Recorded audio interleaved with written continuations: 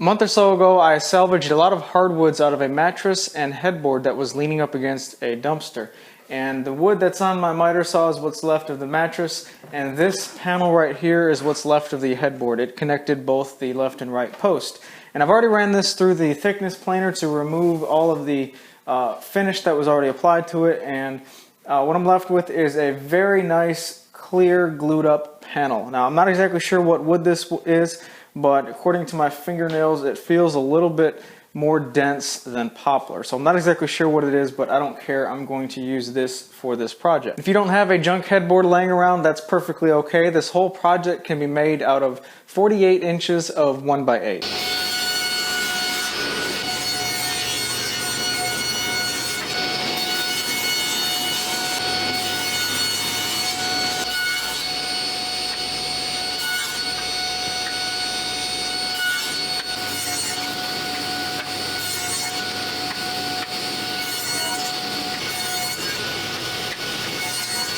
I've milled all of my pieces to a little bit bigger than what they're finally going to be. The bottom panel is going to be solid but floating in place, and I've got 2 long rails and 2 short rails or sides to the box.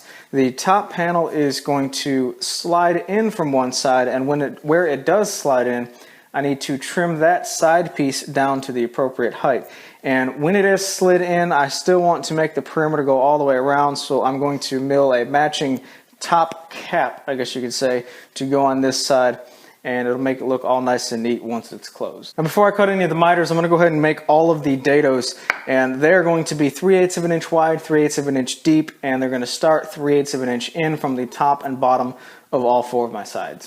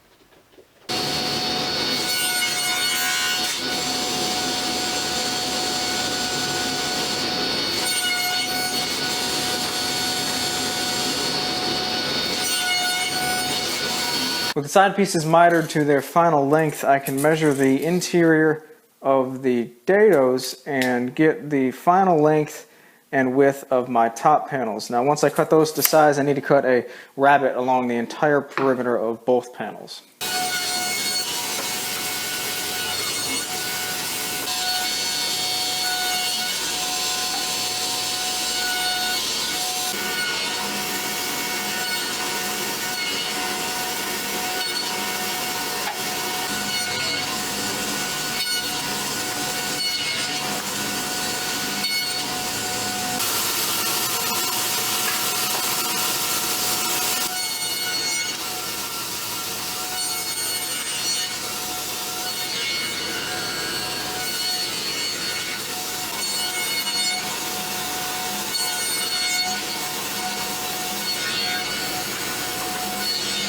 I cut my rabbet on the panels a little bit oversized, so I got a nice shadow line all the way around. Now, before I glue this up, I need to trim down one of these side pieces, and that's why I cut an extra when I was cutting all my pieces. If this is the top piece, then what I need to do is cut from the bottom of this rabbet all the way down and remove that material, and the remaining 3/4 of an inch I'll glue onto the top panel, and it will slide back and forth. Now, for the bottom piece, I can't just simply use my cutoff here because I'm removing 1/8 of an inch of material. So I'm going to be doing the exact same thing with this second piece, but instead of cutting below this rabbet, I'm actually going to cut on this rabbet line, but on the inside, this dado, on the inside of this dado, and the remaining piece is what I'll actually glue into place. Now, this will accept the bottom panel and will allow some room on the top for the top panel to slide out.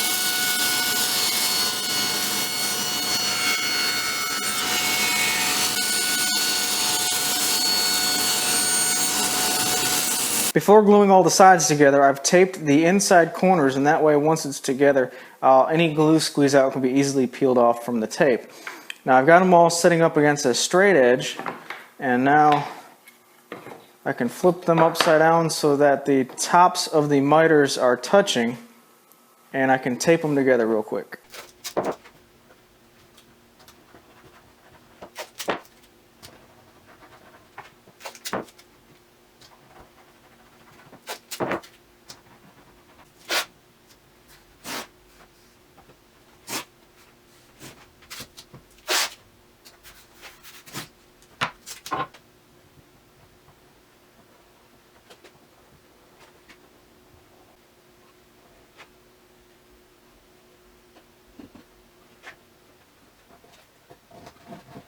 Because this panel is slightly undersized, when the top piece is slid in, the rabbet is not going to bottom out inside this dado. So I want this to stop where it's centered on the box. So I'm going to line up all four of these corners with the miters using the bottom of the box as reference.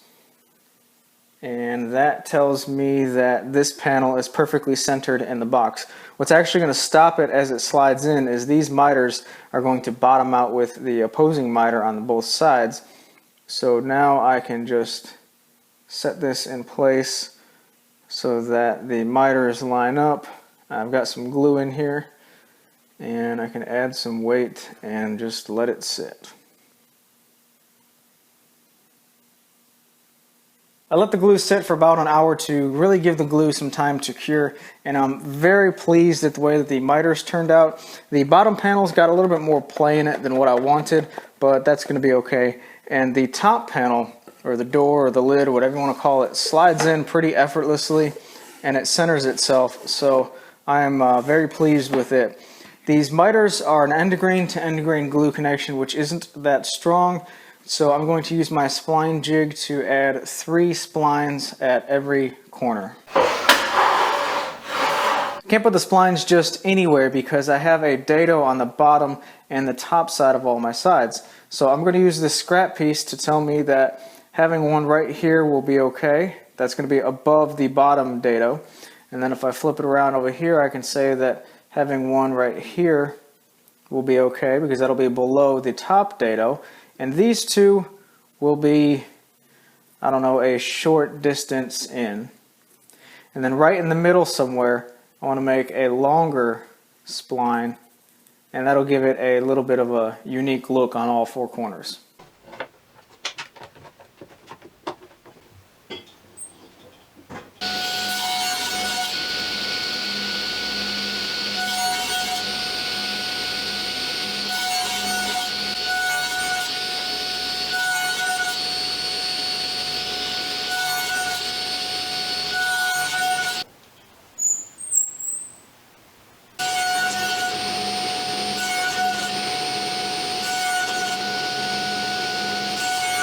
I think contrasting colors look great for these splines, so I'm going to use the darkest green poplar that I have. But first I need to mill this to the exact width of my table saw blade and cut a bunch of triangles to glue into here.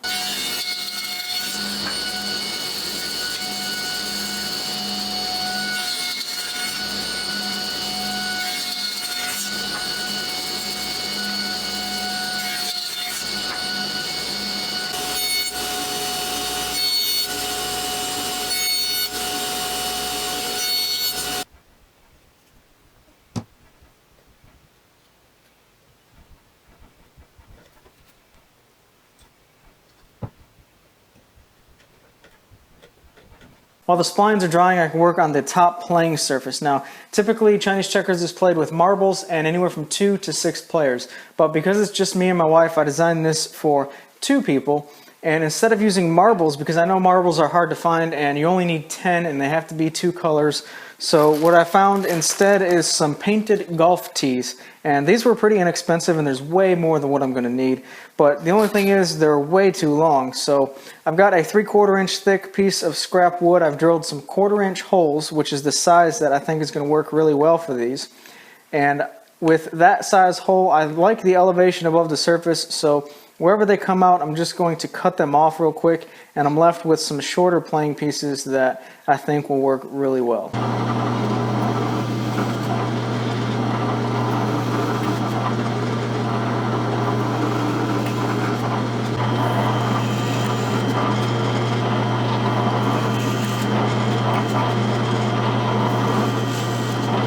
With all the holes cut in the top piece, curiosity struck me about these golf tees and whether or not I need to cut them down. I don't play golf and I don't know if they make different lengths, but these are 2 3/4 of an inch and they do not bottom out, so that'll save me a step as far as cutting them down.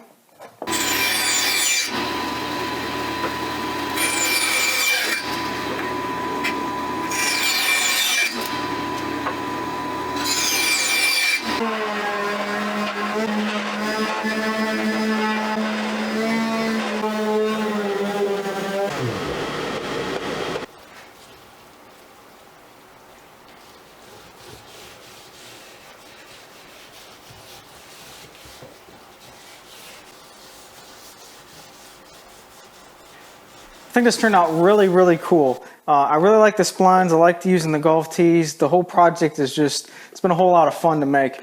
The primary source of wood for this was the headboard and the splines were from a mattress. So other than the golf tees, this is 100% recycling. And of course it slides open and you can put the tees in to store them underneath the lid. If you'd like a free set of plans for this, I have them available on my website. If this is your first time here, go ahead and subscribe. I post a new woodworking video pretty much once a week, and whenever possible, projects like this, I have free plans available on my website. If you're into the social media thing, check out my Facebook page where I post a lot of current and future project updates throughout the week. Thanks for watching, folks, and have a great day.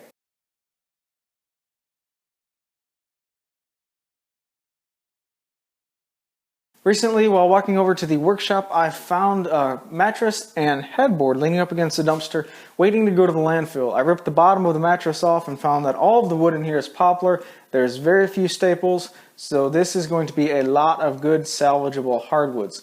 I also found a headboard that has oak posts and either maple or poplar rails. I'm not exactly sure yet, but I'm going to salvage as much of this as I can as well. Recently, Patrick from Patrick's Workshop showed us how to make a really cool bandsaw scoop, and that's exactly what I'm going to try to make today. I'm going to chop off the bottom of both of these posts on this headboard, and hopefully I'll have enough material to make a couple different designs.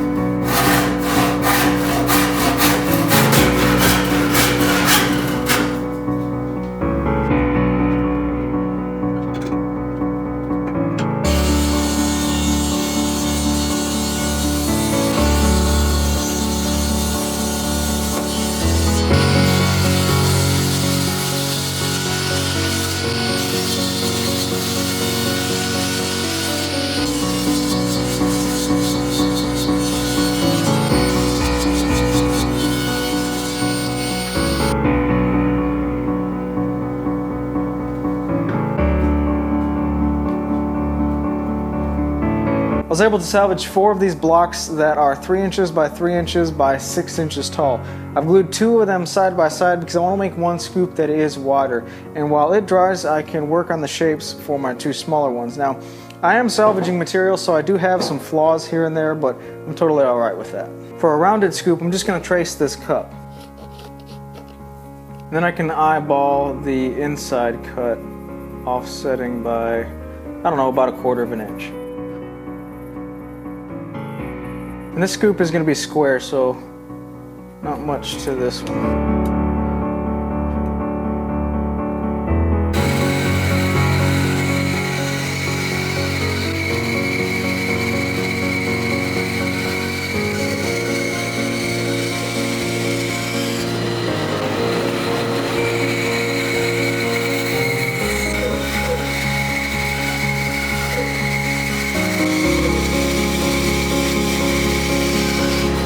So basically the way that this works is you cut out some type of scoop shape, it doesn't really matter, and then you slide the center section over to one side and glue it back on. This will give you a lot of mass that you can carve a handle out of, and obviously the scoop shape.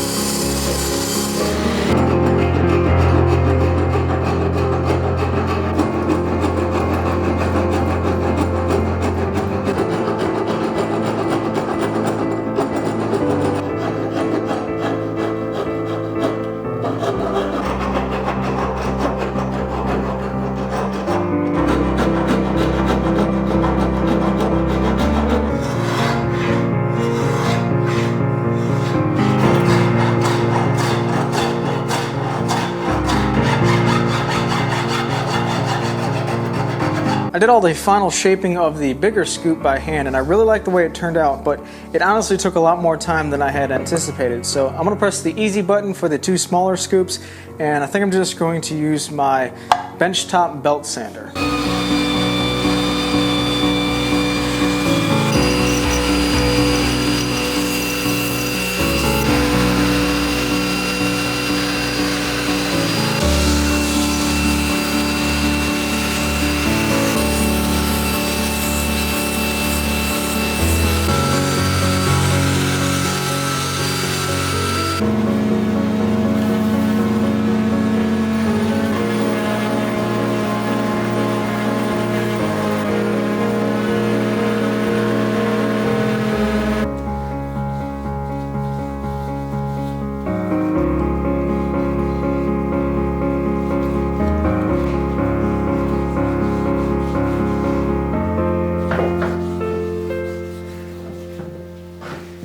Big thanks again to Patrick at Patrick's Workshop for showing us how to make this easy bandsaw scoop.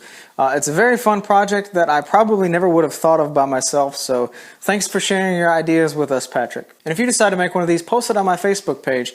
I'll be sure to share it for everybody else to see, and I'm pretty anxious to see what everyone else comes up with. It's a simple design that you can very easily customize in many different ways. Also, if this is your first time here, go ahead and subscribe. I post a new woodworking video pretty much once a week, and whenever possible, I have free downloadable plans available on my website. Thanks for watching, folks, and have a great day.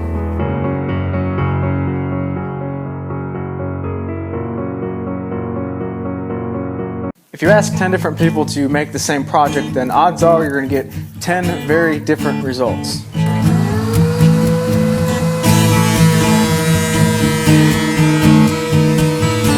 And that's a really good thing. It shares creativity, it spreads creativity, and allows us to see things that we otherwise wouldn't normally see through our own perspective.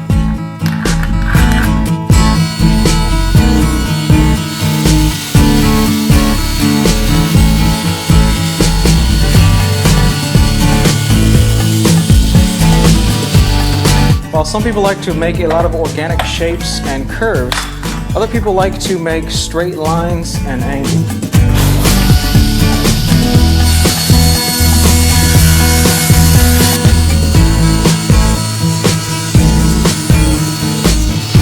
Some people get their inspiration from things that are in-depth and complex. Others get great inspiration from things that are incredibly simple.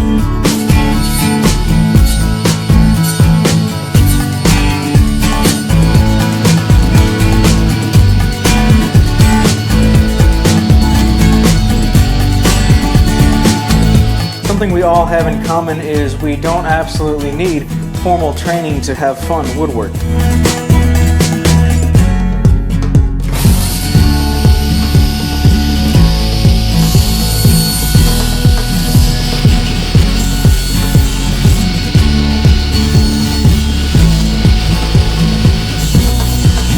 So get out there and make something with your hands. Be creative. Do something that maybe somebody else hasn't already done. You might just become the inspiration of somebody else.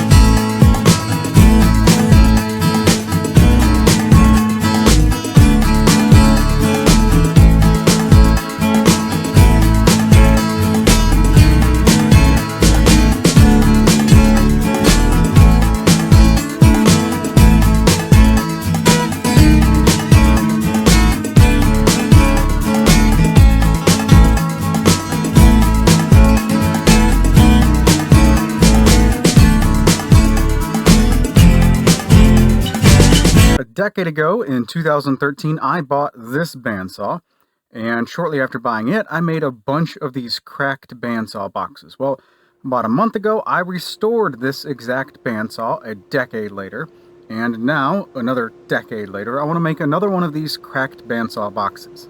This project starts by getting a piece of 8/4 poplar that I have in my lumber rack, and I'm going to cross cut to remove all of the defects, but also I want to keep this as long as possible while I go through the jointing and planing stage. So first up, I'm going to use the jointer to joint one wide face nice and flat. Then I can go over to the planer and plane an opposite face flat and parallel. And sometimes when you do this, obviously it's a planer, so you're going to get some planer snipe. But here is a trick for you. So this one, I did not use my typical in-feed and out-feed snipe board. I just ran them through to show you that this is snipe, and this is kind of annoying. It just comes with the territory of using a planer. However, if the interior of the board, or the center area of that flat face, is nice and flat and parallel to the reference face that we just established at the jointer, if that's the case, then we can go right back to the jointer and get rid of that snipe, making sure that we only reference off of that center area of the wood, of the wood, and not the ends where that snipe actually is. One absolutely satisfying byproduct of a properly tuned and calibrated jointer is when you try and lift the material off of the outfeed table and it's kind of like suction cupped to the table. That's when you know it's really, really flat. One final trip back to the miter saw to cross cut the 3 pieces that I need for the glue up. The idiot donkey strikes again. Yesterday I forgot to turn my microphone on, but today I can read, so today should be better. Regarding this template, I have absolutely no idea where it originally came from. This is not my design. Somebody else came up with this years ago, but all I did was print off this particular image, scaled it up just a little bit so that it took 2 pieces of paper, regular letter size paper, and then stuck them together. The overall height, what I was shooting for, was about 13 inches. I have a 14-inch bandsaw, so that kind of just made sense.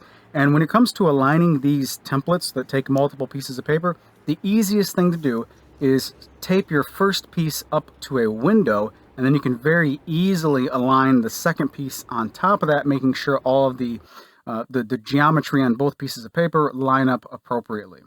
Here's a feature that I wish more clamp manufacturers would implement, and that is these articulating handles. Yes, of course, you do not need articulating handles to crank down on it so aggressively that the bars bend and it just super over tightened. No, that's not the point here. The point is to take a little bit of pressure off of your wrists. If after a long day your wrists are a little bit sore and not what they should be, I guess you could say, this is kind of a comfort convenience.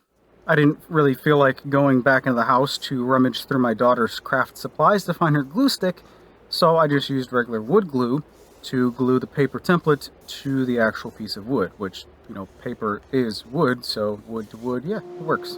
Now the absolute fun can begin. I'm using a 1/8 of an inch wide blade on this bandsaw. It has a maximum throat capacity of about 6 inches, which is why I used 3 layers of 8/4 material. And like I said, it's a 14-inch bandsaw, so about 13-inch height on this particular design. Works out quite well. There's a lot of waste here. I kind of glued together way more material than what I needed. However, this particular board that I was working with was kind of one of those oddball boards that, like, what else were you going to do with it, kind of a thing. So I'm okay with the waste here. It'll heat me up quite well in my fire pit. A bandsaw is one of those things that is kind of sort of like, you know, once you learn to ride a bike, you know how to ride a bike forever. But it's also kind of a skill going around corners that if you don't use it, you lose it, right? There's a lot of things in life. If you don't use it as you grow up, you lose that kind of agility or athleticism. Well, same with being precise with corners and curves on a bandsaw. I used to be really comfortable and precise on a curve cutting bandsaw because I used it all the time. Well, I haven't had this particular saw in my shop for many years, and cutting curves on the bandsaw is something that I haven't done for many years. So a lot of these cuts and corners as I'm going around this just weren't, the cut quality wasn't as good as I had remembered, we'll say that.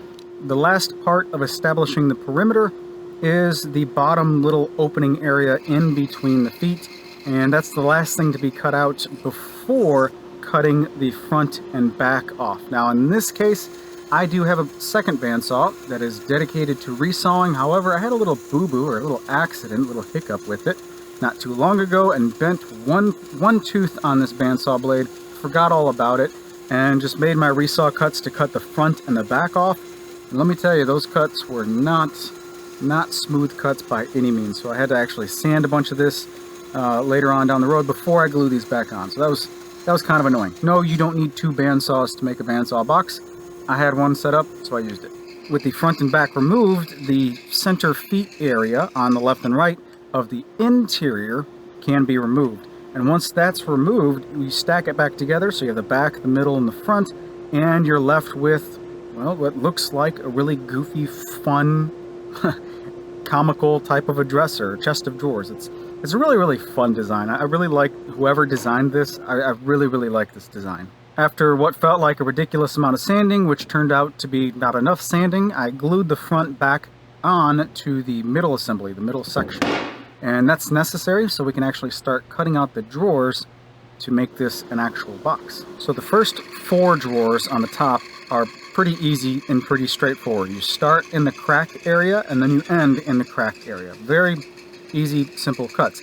Now as you go down the dresser, the chest of drawers, you have to slice the interior dividers or the horizontal dividers. You have to slice them apart from one particular side as you continue to spiral your way through the piece. And that's okay.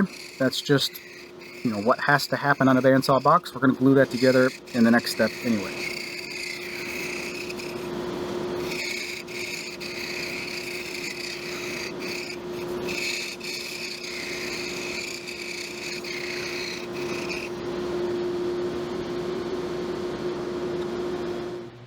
Here you can see what happens to the entire structure as the drawers are cut out. We have to glue this back together, and the design, the template that I'm using here, has the lines extending through the cuts that we just made, so it's very easy to line everything back up. A little bit of glue, 16,000 clamps, you know the routine.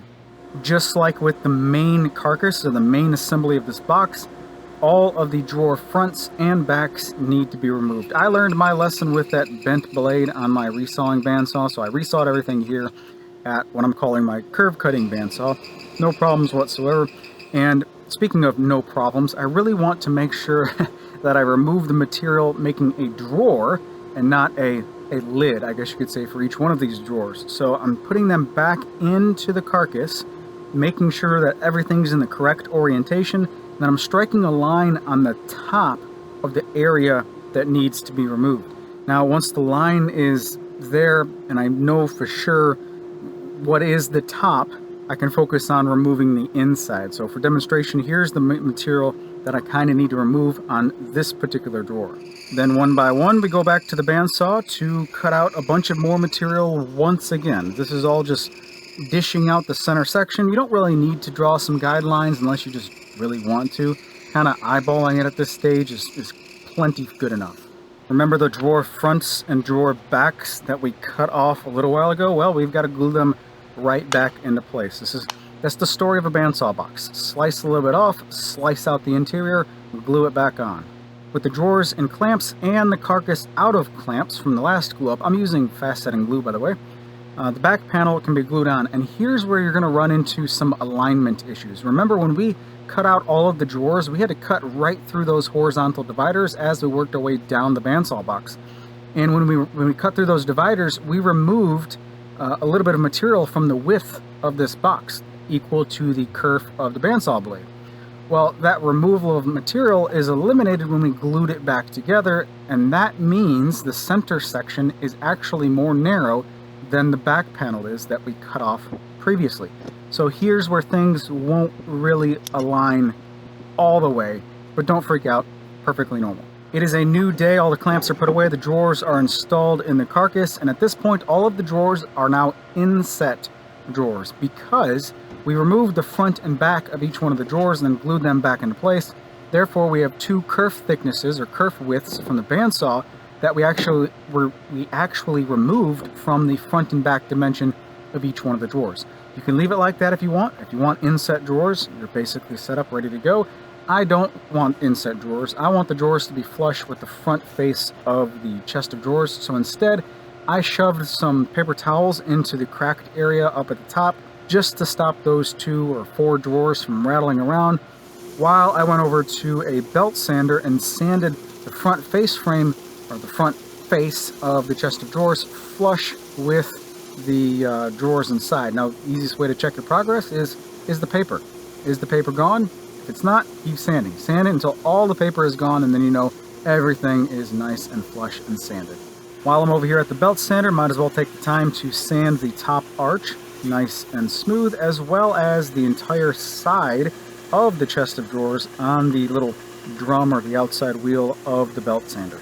Remember when I said if you don't use it, you lose it, and I wasn't really hyped about the quality of my curves around this, too much starting and stopping? Well, here's what it looks like when it's before it's kind of blended, and you can really see just how inconsistent I was going around the corners.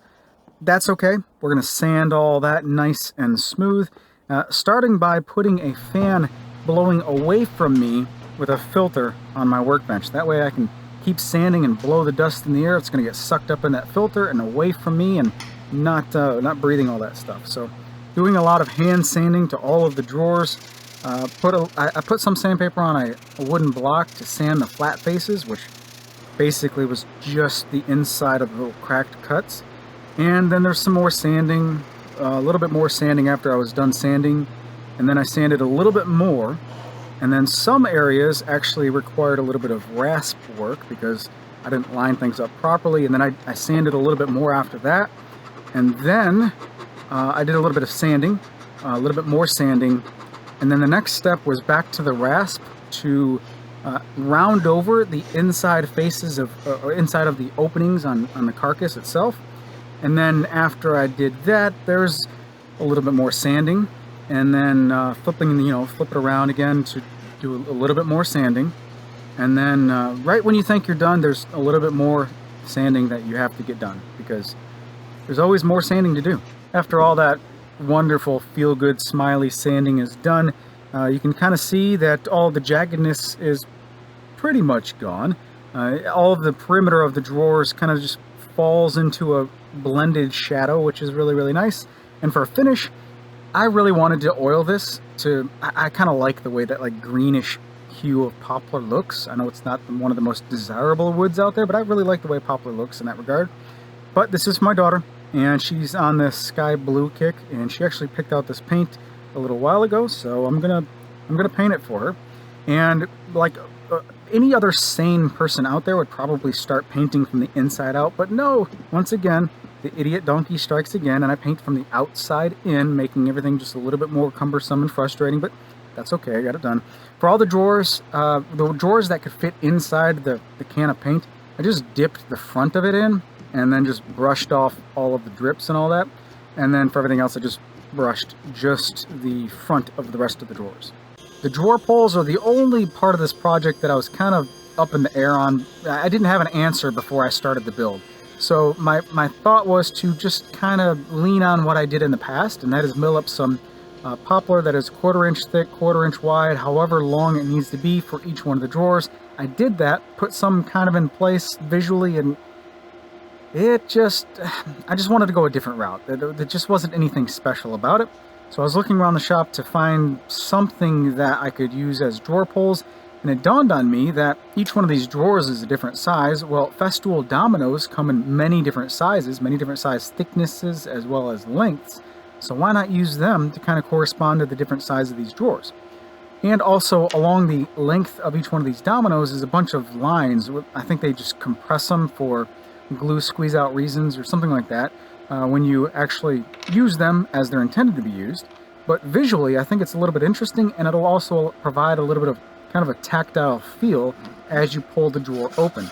So I set up a stop block and used a handsaw to, as accurately as I could, or more consistently as I could, cut all of these down to a specific height for each one of the drawers, and then just mixed up some 2-part epoxy and glued them in place. This is one of those areas that like I said, I was kind of, didn't really have an answer before I started, and I think it turned out really, really good as far as using this particular item for the drawer pulls.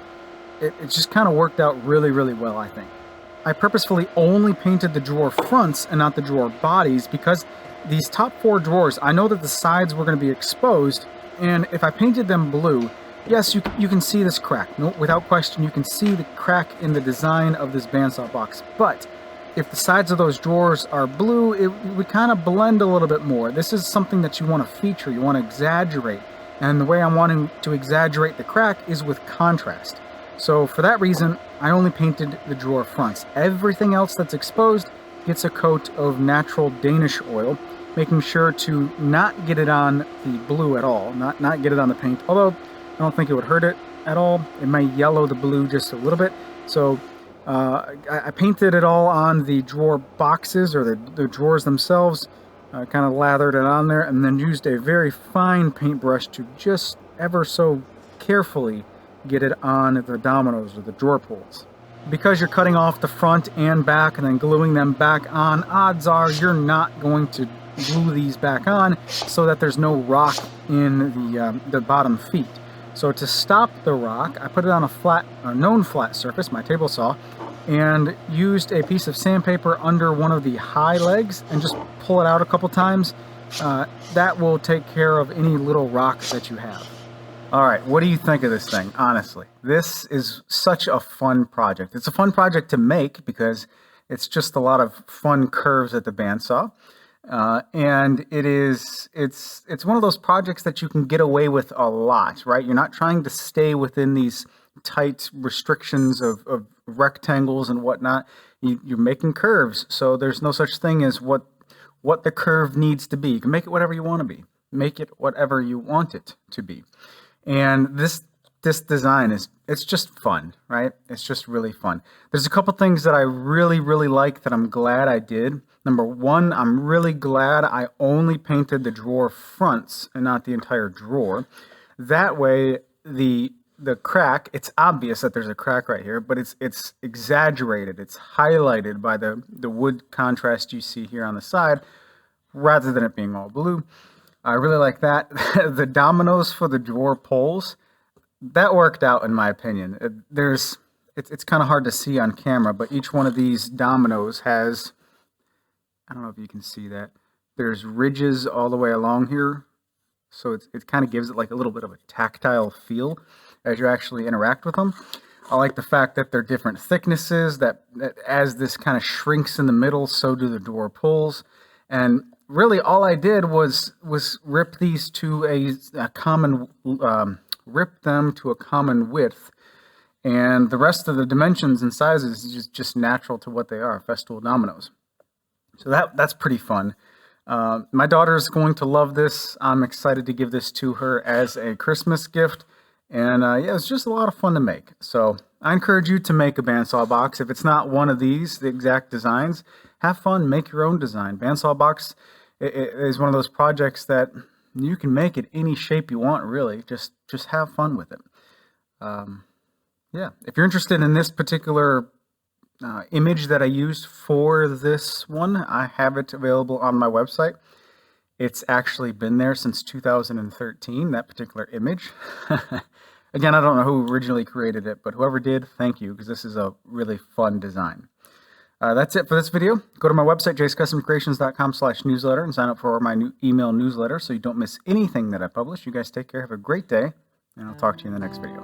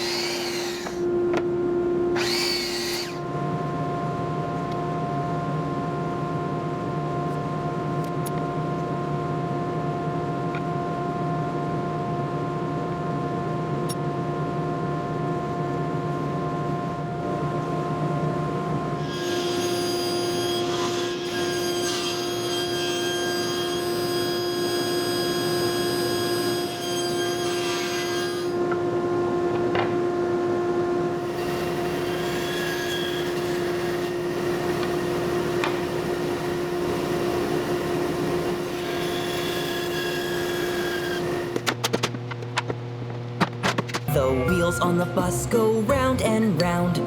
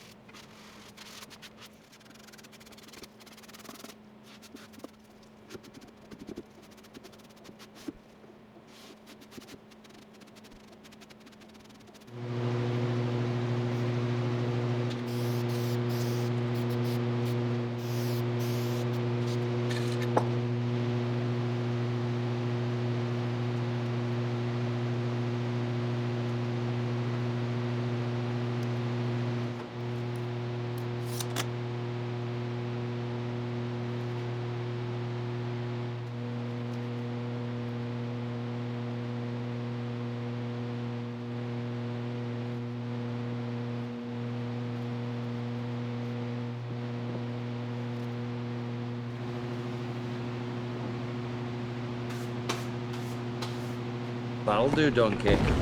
That'll do.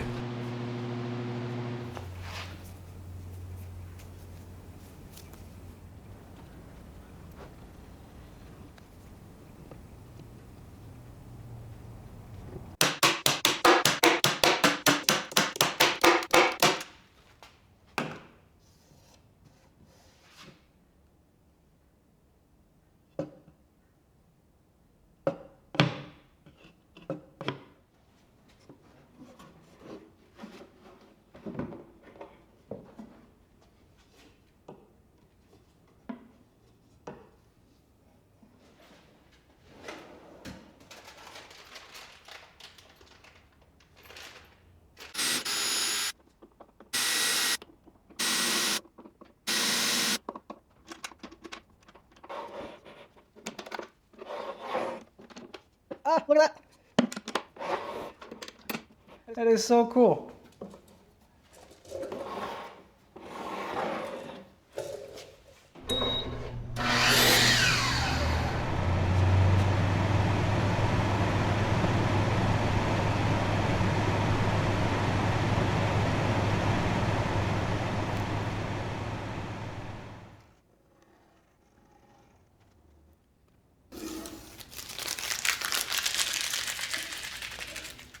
Isn't this fun? This was such a fun little project, something that I don't typically do. No plans for this. I just came out to the shop and made it based upon the, I guess, the proportions of the camper. Well, I guess you can see the back door of the camper right there. This is modeled after our Gulfstream G28 toy hauler camper. So we went to Texas not too long ago, a couple weeks ago, and it was so much fun having our first camping trip with the toy hauler because the back garage area of the toy is just a big flex space. Do whatever you want to do in it. And I thought, you know what, that would be a perfect, not complicated design to build her, my daughter, a little dollhouse camper thing. And this is what I came up with. No plans, just built it off the fly, trying to not spend any money and use everything that I had here in the shop. So the wheels are old drawer pulls from 2012, 2013-ish, when I had my first shop in an apartment complex. It's weird how you hold on to stuff. I found these in the trash. And then I have some latches back here for the door. Isn't that neat? The door folds down. I use some of that kitchen drawer liner padding for the hinge. Just some super glue and staples to kind of reinforce it a little bit. But that's a pretty neat lightweight hinge that seems to be working quite well. And it's functional. You know, you can mess with these hinges, and then this lid, the AC unit is the handle to pull the lid off. And in all reality, this is just going to live its life in my daughter's closet. She'll probably leave it off so she can play on the inside. I didn't make any beds or anything on the inside because she has a crazy amount of that little doll furniture type stuff that she's probably going to want to put in here. I thought about making the doors functional, but the less moving parts, the less the 4-year-old will break it. I thought about making a little bolt right here for a trailer jack or the tongue jack. And well, no bolts or anything like that because that's just more stuff to get snagged on stuff. And I had some little itty bitty chain I was going to use for some for some safety chains here. In the end, I talked myself out of all that to just keep it simple. She's going to abuse this. She's going to have a lot of fun with this. And now I'm ready to go give it to her. So she knows I was making her something, but she doesn't quite know what. So I think the best internal microphone that I have for any camera is this GoPro. I'm going to try and catch her reaction on the GoPro. Hopefully you enjoyed this. Oh, one last thing. This is just a whitewash stain. And I initially planned on coating everything with shellac to kind of keep it less dirty. But for whatever reason, I don't have any shellac. So on the base or the frame, I used an ink that gets really dusty and it rubs off really well. So I did have to seal it, and I luckily had the very last little bit of some spray lacquer. So the base is sealed. That's it. I think I'm going to kind of let it get dirty, you know. Oh, and on the other side, so windows and doors on this side, right? On the other side, I left it intentionally blank because two reasons. Number one, she's really only going to use it from one side, I think. And number two, she loves stickers. We like collecting stickers from different places that we go. Everybody seems like that has a camper puts stickers of the different states that we've been to. So here is a beautiful canvas for her to put her own stickers. This is just so much fun. I've got to shut up and go show her now. Thanks for watching. You guys take care. Have a great day, and I'll talk to you in the next video. I was milling up some hickory yesterday and was pleasantly surprised when I found one board in the stack that looks like on the surface it had a little bit of curl to it. This is a rough sawn piece, and you can see some curl in it, but you also see a lot of tear out. So I cut out a small section of this off, this board over here, to go through the milling process and see if I could get a nice surface without a lot of tear out. Luckily, I was able to do so with a very, very, very slow pass at the jointer. And I don't know if you can see on camera, but right here we've got a lot of really, really nice curl to it. And on the other side, somewhat. There's still quite a bit of figure in here, but I think this piece would be a perfect candidate somewhere around in here for maybe a small sliding lid pencil box, something like that. So I'm going to use this and see what we can come up with. I'll start by using a hand plane to clean up one of the short faces. Not only will this give me a nice flat face for the rest of the milling process, but it'll also allow me to understand how this particular board is going to react with a hand plane. I think I'm going to make a pencil box, something that's about 7 inches by 3 inches roughly, and has a 3-inch height. So I'm going to cut that 3-inch height out of the board right now, and then I'll resaw that piece at the bandsaw to get all of my sides. Hello. Just to get the pieces down to the exact same thickness, I ran them through my planer with very, very shallow passes.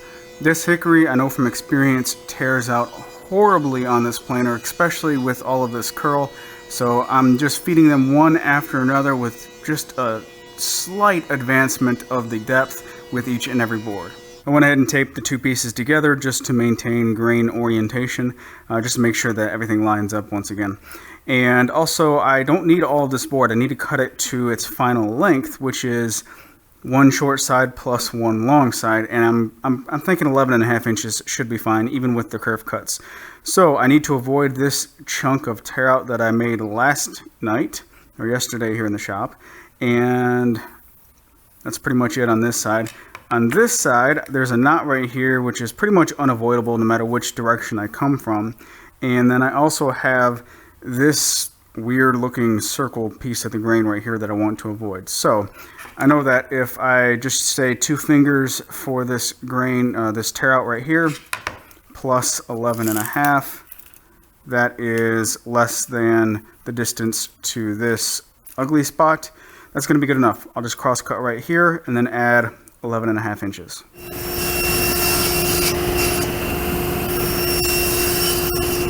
Anytime you put a board on end and resaw it, what you get is those inside faces becoming a book matched set. And anytime you have a book matched set, it is the closest you can get to having a mirror image side by side. Now, you know, take that with a grain of salt here. There's a lot going on with this grain. For example, this darker streak right here isn't really dark on this side, and this darker streak over here isn't really dark on this side. But the overall flow of the grain should be symmetrical, and you can see this, these two veins kind of get narrow right here, widen out right here, and then continue all the way up. So there is a lot of symmetry going on. And if you have a symmetrical edge up against each other and you rotate the pieces in, I guess, the opposite directions, then you have, once again, symmetry over here. Whatever this side is should be flip-flopped onto this side, a mirror image. And we can use that to our advantage with the box sides. So if I put this back together, and instead of just opening it up like a book, if I put one side by side, then I now have the matching faces on the outside. So the grain should wrap all the way around this. And to use that as our advantage, remember that a box has a short side, a long side, short side, and a long side. A rectangle does anyway.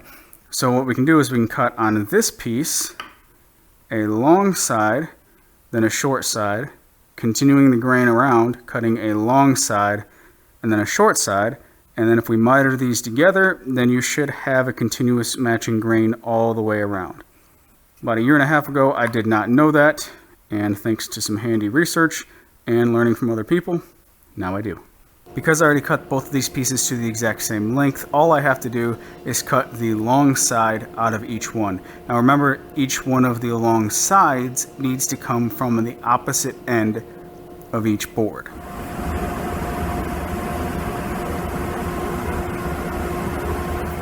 So pretty much no matter what, if I don't follow a plan, I'm gonna do something out of order. If I just come to the shop and just build something on the fly and have fun, I always do something out of order.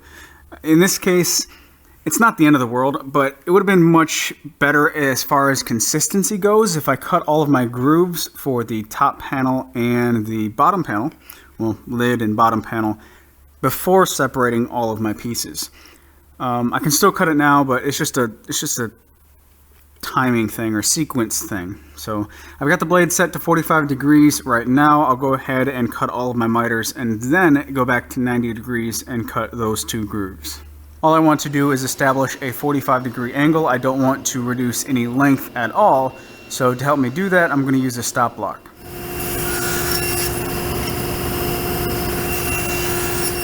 Before making the miters, I made identical marks on this corner for each board and then on this corner for each board, so I know that these 2 pieces form a corner, these 2 pieces form a corner, all of the markings face up. That means there's only one way to assemble this, and it's like so. All the miters turn out great, so now I can go ahead and cut the dados.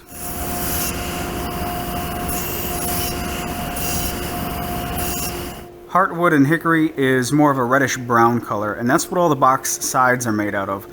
And to contrast that, I'm making the top and bottom panel out of the sapwood and hickory. And sapwood and hickory it's kind of like this bright white color, and I made it just a little bit too thick for these grooves, and that's because I want to use a card scraper to clean these faces up and really get them down to size.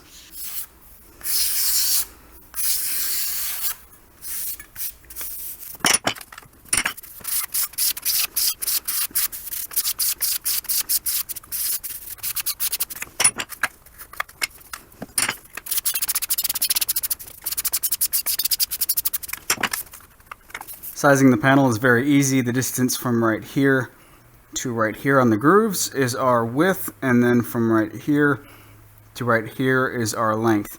Now, because the panel is so tiny and it is quarter sawn, so most of its expansion and contraction will be in the thickness, I'm not going to decrease the size of the panel at all for expansion and contraction.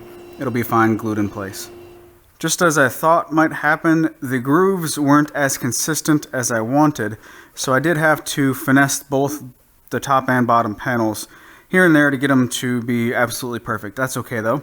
I did get everything lined up, all the miters look good, and each one of the panels has a little piece of blue tape to designate its exact orientation. So everything looks good. I'm going to take it apart, use some blue painter's tape as clamps, and glue this thing together.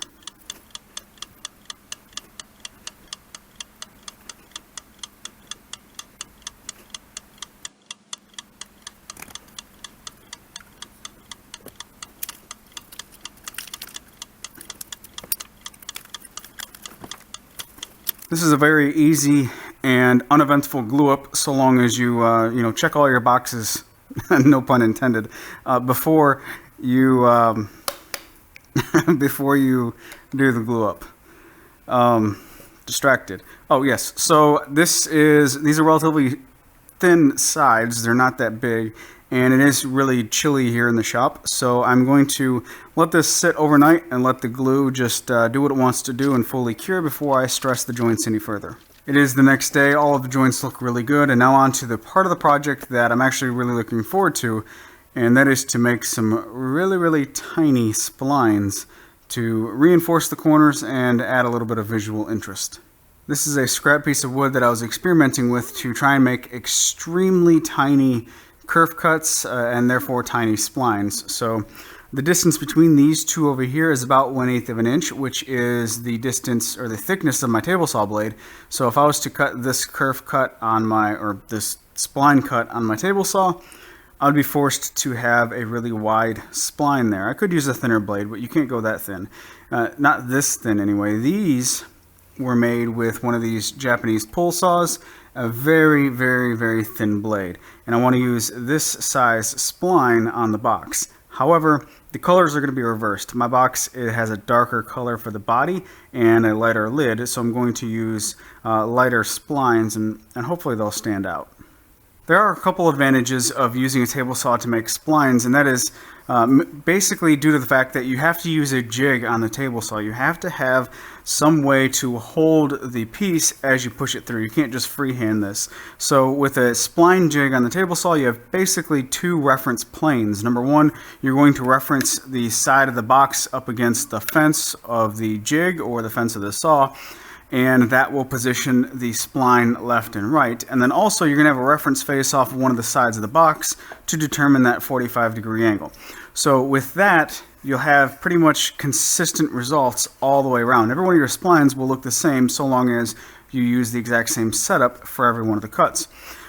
We don't have a jig, or I don't have a jig for the handsaw, so I'm just freehanding these, and instead of creating a jig, it's just going to be a lot easier to make some reference marks and then just stop at those marks. To establish the depth of cut, I made a mark 1/2 of an inch in from each edge and then extended that line all the way across the entire face.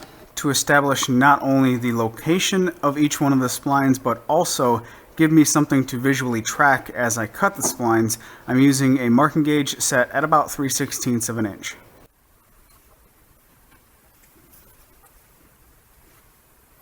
Unlike most other times where you use a pencil for layout, here we want to divide the line in half, split it right down the middle, rather than leaving it on one side or the other.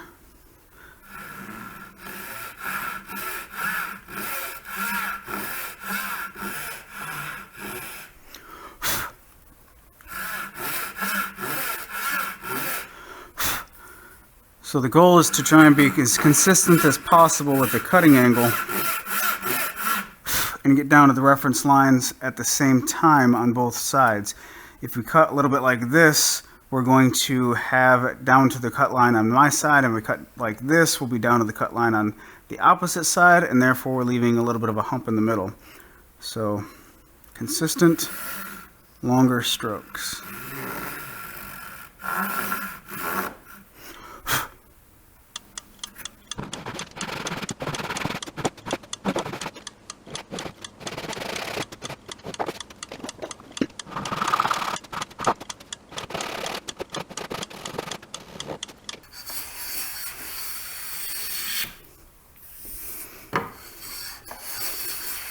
Alright, I don't need a lot of material here for the splines, but I do want them to be somewhat consistent in thickness.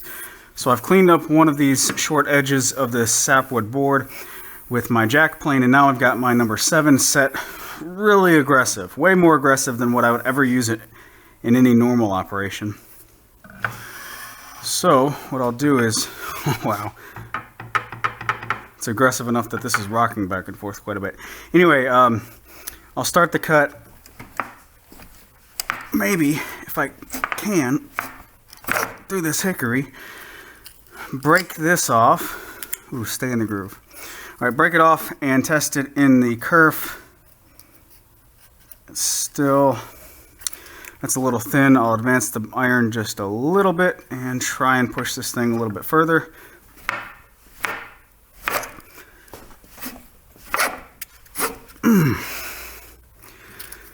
Whew. Break it off and test it in the kerf. I think that's it. Alright, I think that's a perfect fit. This is probably enough, but I want to have a little bit more for reassurance here. So, just to finish the cut maybe. Man, that's ridiculous. Okay, this is plenty enough kerf material for what I need. A little bit of glue on the spline, and I want to work fast here because this glue will make the wood expand, which is not what I want. I don't want this spline to be any thicker than what it is because it's already delicate. And now I can start on one side and kind of hopefully pull my way through and use the glue somewhat like a lubricant before it starts to set up, if possible. And ooh, that's a delicate process. Can't tell if I'm all the way down on this side. I think I am. Yeah, so now we will remove the excess glue from both sides. Trying to move quick.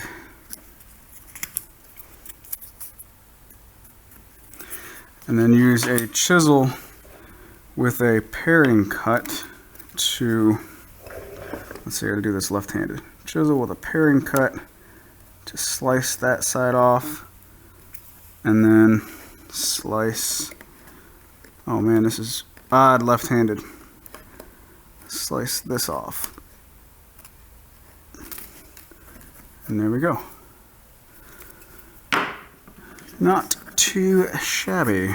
I only used 2 splines per edge for a total of 8 of them, and they look really nice, but I didn't want to go crazy with them and really distract from the wood grain here, so just 2 per edge, that's all I'm going to do. Now I need to separate the top from the bottom, or the lid from the body of the box, and I think it would make most sense if we try and make a kerf cut at the table saw to slice this knot right in half and hopefully remove as much of this darker spot as possible. To make this process just a little bit safer at the table saw, I like to set the blade so that it does not cut all the way through the material for the short faces, and then I'll raise the blade just a little bit so that it does cut all the way through, and then cut the long faces of the box. That way a shoulder or the cut line is established all the way around, but the pieces aren't being separated just yet. I don't want them to separate as they move through the table saw, so then I can take the box to the workbench and safely continue the cut or complete the cut with a handsaw.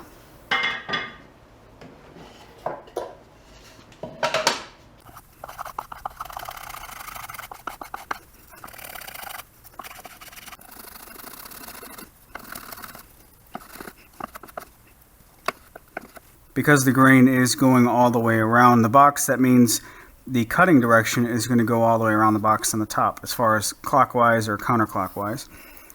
And that means to get a nice smooth surface all the way around and verify that we don't have any little minor high spots, we can use a smoothing plane to very carefully go all the way around and make sure there are no high spots.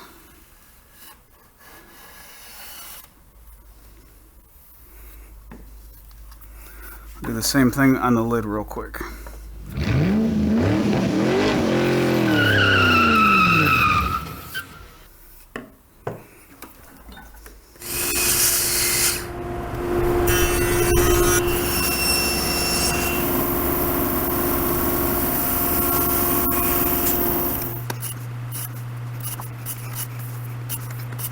For the interior lining, I'm using curly maple. I just need to cut these pieces to an appropriate length, a little bit oversized, and then sneak up on an exact fit with my shooting board, making a 45-degree miter.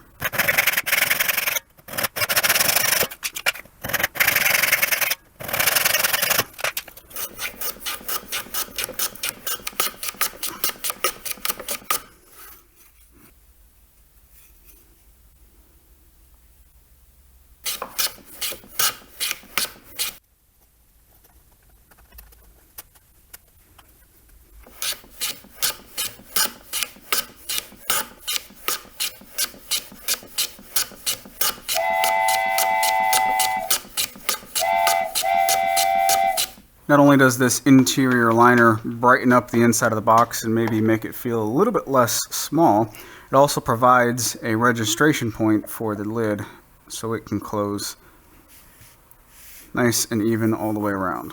For surface prep, all I'm using is a scraper, and I'll use that on all of the exposed faces, and then I'll use a simple top coat to bring out the beauty of the wood.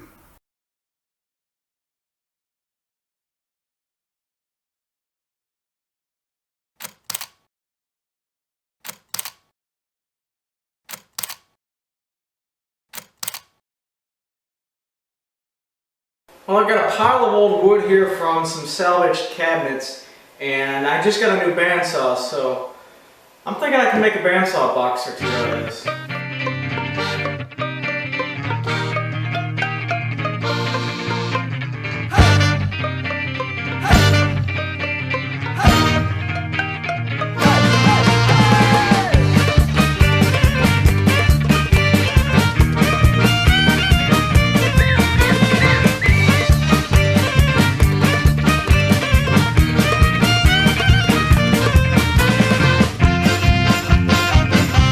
With my slabs done, I can glue on my pattern.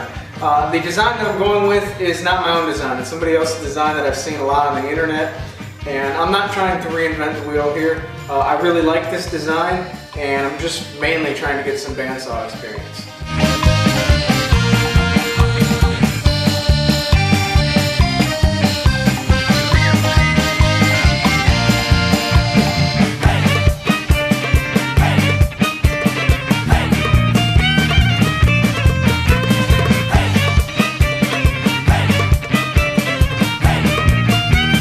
By removing the legs on the center section, once we put this back together and glue it all in place, we're going to have the appearance of a four-legged chest of drawers. Now we just need to glue the front piece onto the main body and start cutting my drawers.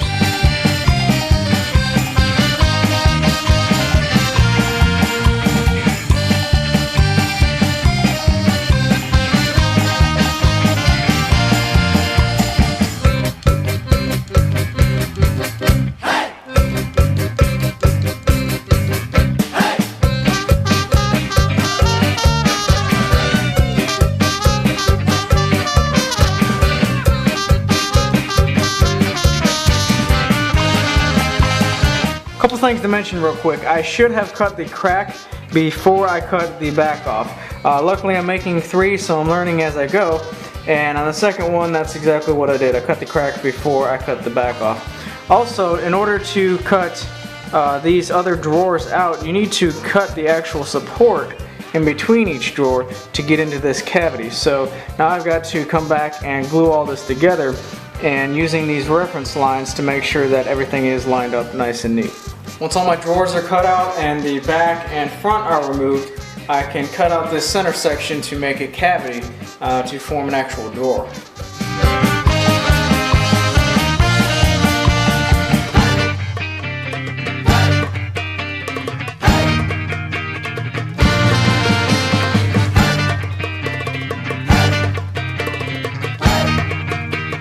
With all my drawer pieces cut, I can sand the inside and then glue my front and back pieces back on.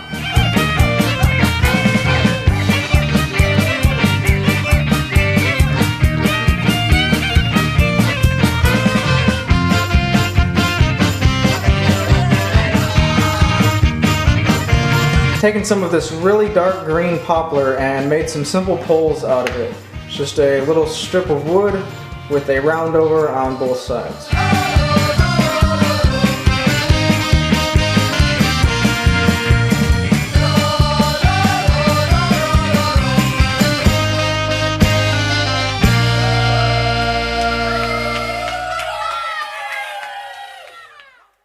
So that's it, a couple jewelry boxes from trash wood that would otherwise be rotting in a landfill right now. So I want to give a big thanks and a shout out to Steve Carmichael, the CarmichaelWorkshop.com. Last year he made a really cool bandsaw box, jewelry box for his daughter, and that was the inspiration for me to go ahead and make one of my own. Now like I said, this isn't my design, I found it on the internet. If you click the link in the description below to go to my website, I will show you where you can find not only the template for this, but also you can check out Steve's video. The third one, I've been saying the third one, I'm making 3 of these, the whole video. It's going to be painted, and I'll show you that in a couple weeks on my website when I get around to it. But anyway guys, thanks for watching, and I hope you guys have a great day.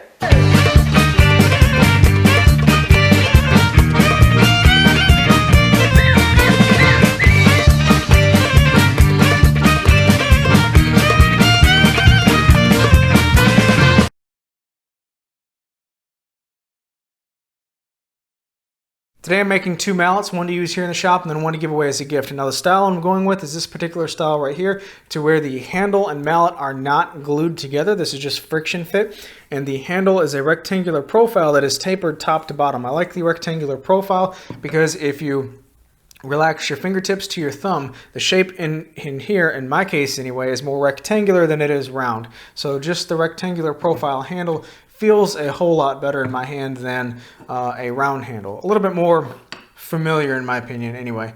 And then also, because there's a taper in here top to bottom, if you grab it the wrong way, that you can instantly feel that taper, and it doesn't feel as familiar as your normal grip, so you know no matter what which way to hold it no matter which way you set it down on the bench. So you're always good to go.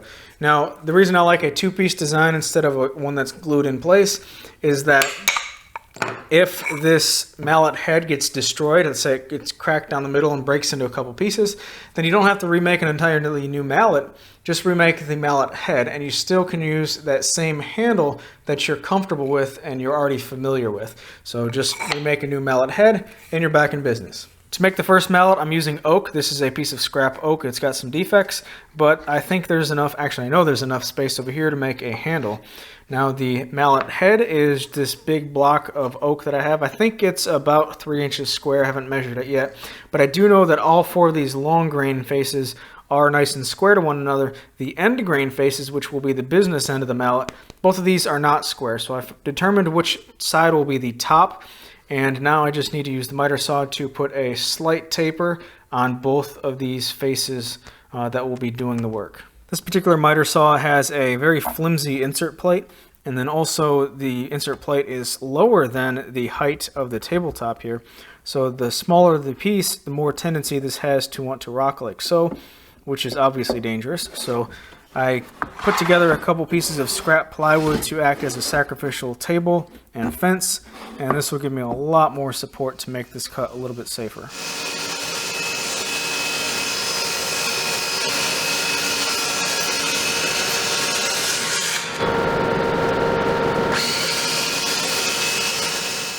I've already taken the time to mark the center line on all four of these faces all the way around the mallet head, and also found the center point on both the top and bottom.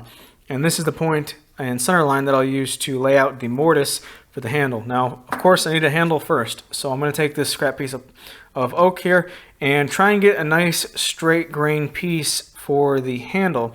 Now, you can mark this out for whatever shape that you want. I think about 14 inches. I have a 1/2 inch taper top to bottom. For me, it's just going to be easier to draw the same one, trace the same one that I already have. Now, obviously, you don't have this one, so I will provide the measurements for this handle if you want to make the exact same mallet, and those will be in the website article for this video. So now I can cut this out on the bandsaw.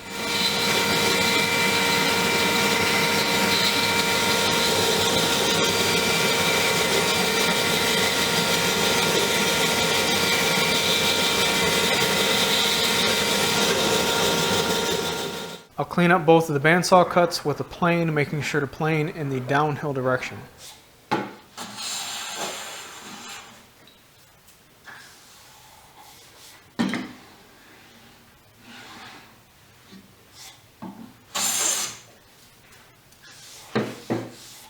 With the handle complete, I can now determine what thickness of the handle I want to pass through the head of the mallet. And there's no need for me to have this that long of a handle like I had previously, so I'm actually going to shoot for somewhere along the middle and have the bottom of the mallet bottom of the mortise about this thickness, and the top of the mortise about this thickness right here. What that does is it gives me enough handle down here to use. I don't use the long extension part of the handle in the previous one, so this will be just fine. And it also gives me a little bit of leeway, because if I make the mortise a little bit too large on accident, then I can just slide the handle down a little bit more and then cut off what I need. So hopefully I will be good on the first try though. There's many different ways to transfer the width for the bottom mortise and the top mortise to the mallet head, but what I'm going to use is a pair of dividers. Now, if you don't have a pair of dividers, you can use just a regular compass. It'll do the same thing. And I'm going to find the center point, which I've already done because it's a little finicky. And this tells me I'm dead center of this, which also means that the outside points here are the exact width of this section of the handle. So I can go to the bottom side, and along my predetermined center point, I can mark one side and then mark the other side. And that'll give me the exact width of the bottom mortise. Now let me flip this way and do the exact same thing for the top mortise. I've already found the center point here. If I can open these up just a little bit, and that should be the exact width of the top mortise. If not, then it's close enough. So from here, I can mark one side of the top mortise and the other side, right there. Now I can put the handle like so and mark my other dimensions for the mortise, both top and bottom. I use the drill press to remove the majority of the waste, going about halfway through from each direction. I transferred the top and bottom mortise locations all the way around the mallet head, and what that does is it gives me a visual representation of the taper on the outside, front and back faces of the mallet.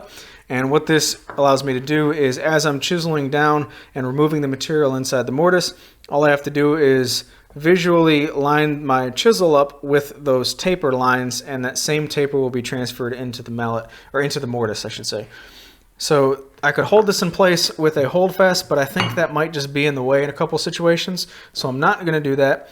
And instead, I've clamped a piece of plywood in my leg vise, and it sits proud of the surface by about an inch or two. And from here, I can clamp the mallet head to this piece of plywood. And this does a couple things. Number one, it keeps my top surface nice and clean. There's nothing in my way for me to chisel. And I can also see both of the tapers on both sides. And also, it positions the mallet head right on top of the leg of my workbench, which is the strongest point and typically where you'd want to be doing mortising anyway. I'm using a wider chisel to establish the perimeter of the mortise, and once that is established, then I can use a smaller chisel to remove the bulk of the material, going about halfway through from each direction.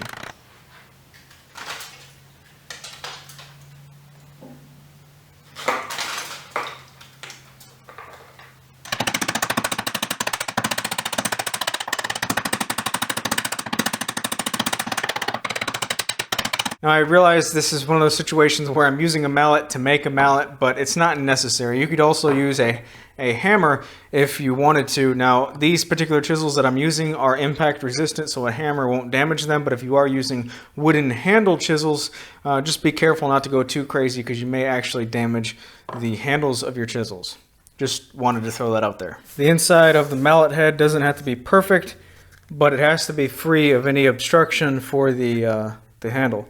So this looks all right, and the handle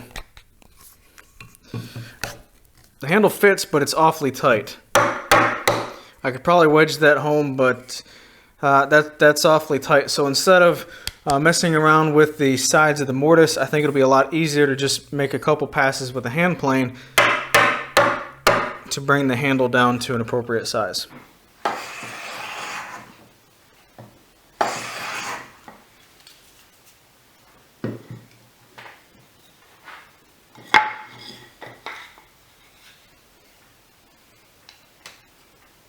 Okay, that's a much better fit. Just a couple passes with a hand plane. Now I can drive this all the way home as far as it'll go.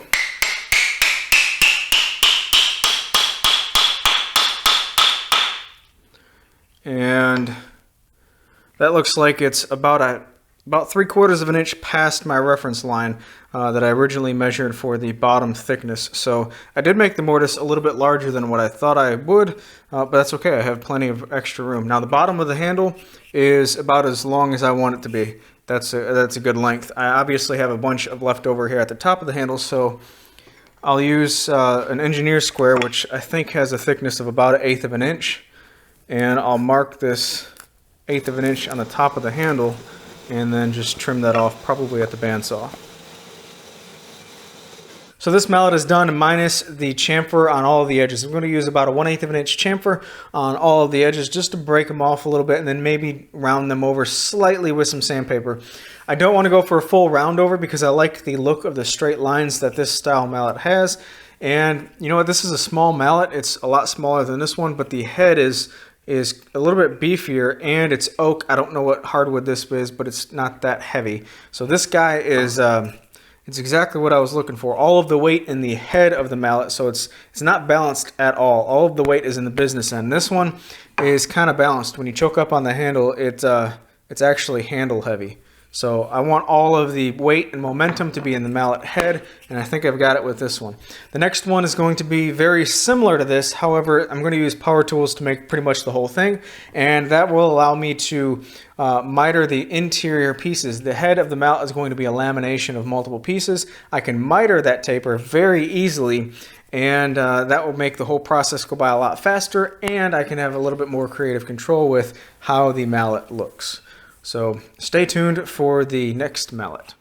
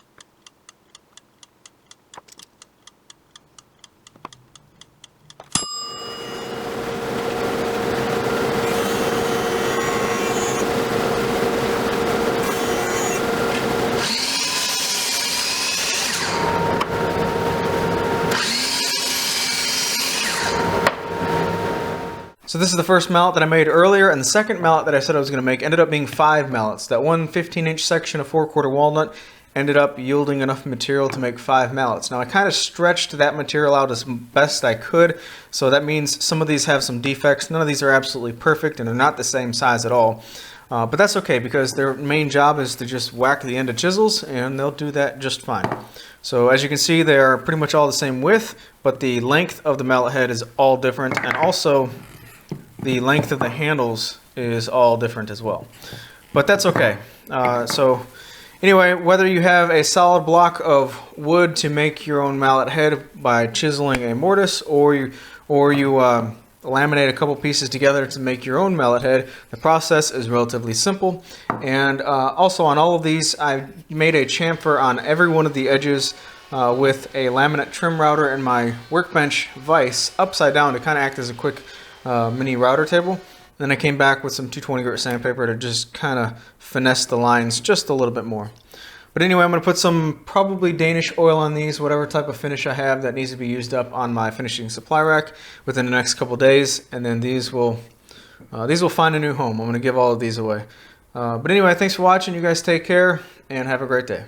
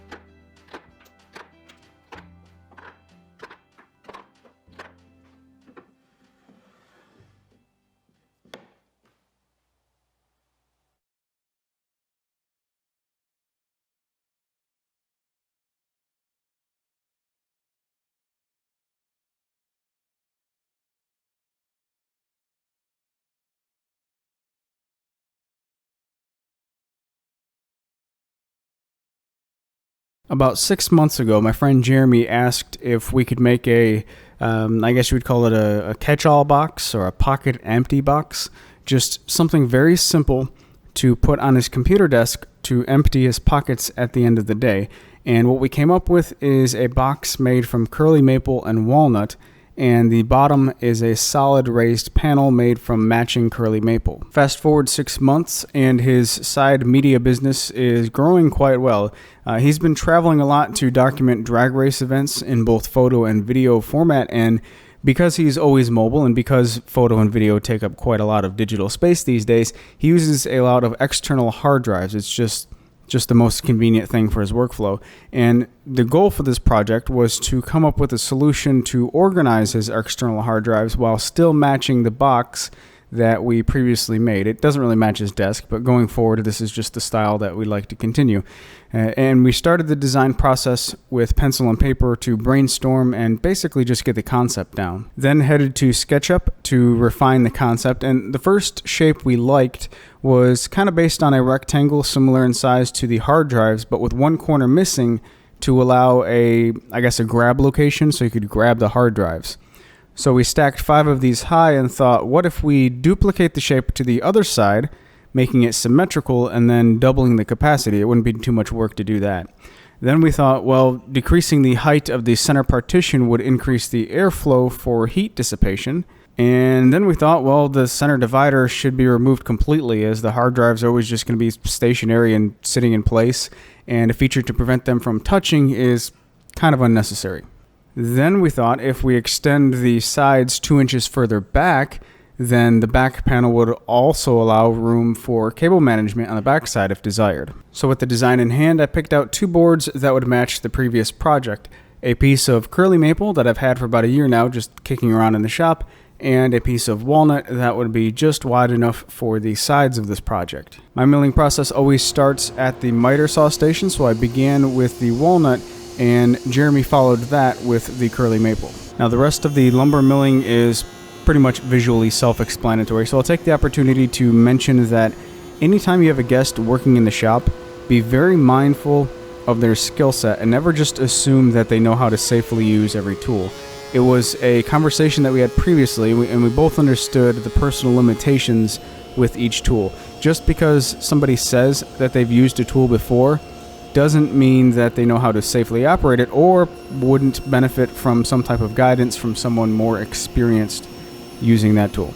Bottom line, just be safe anytime you have anybody else in the shop using your tools. So once all the parts were sized, we did a quick mock-up, just holding the pieces in place to get a glance at how it would look in the end, because sometimes when you do this, you notice something that you may want to change. In this case, everything looked okay, so we set up the dado stack in the table saw and made a couple test passes to dial in the width to match our material. Then cut all of the rabbets and dados, and there was 7 rabbets and dados total on each sideboard, which meant there were 14 in total.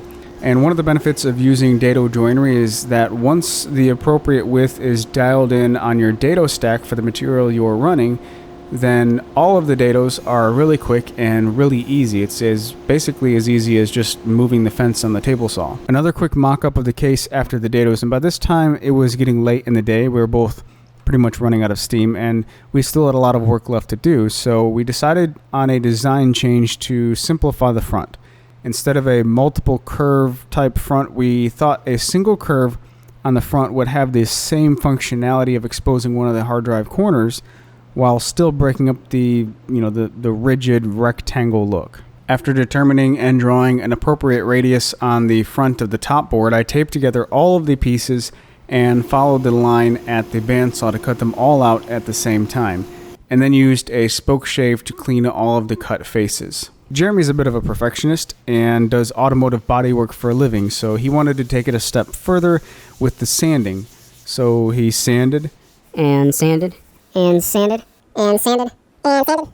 To allow the wires to pass through the backside, we drilled 1-inch diameter holes a little bit below center of each of the drive bays, and having them a little bit below center allows the cord to be pushed through the back while sliding on the shelf, which makes it a little bit easier to manage rather than trying to elevate the cord to pass through a hole if that hole was centered vertically in the drive bay opening. Before assembly, we added a slight round over to the front edges of all of the parts and then glued everything together.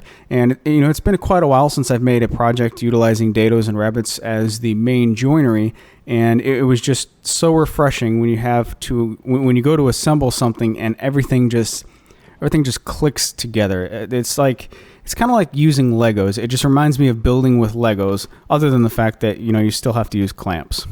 Once the glue had dried, I did a final surface prep, including flushing up all of the rear faces with a block plane.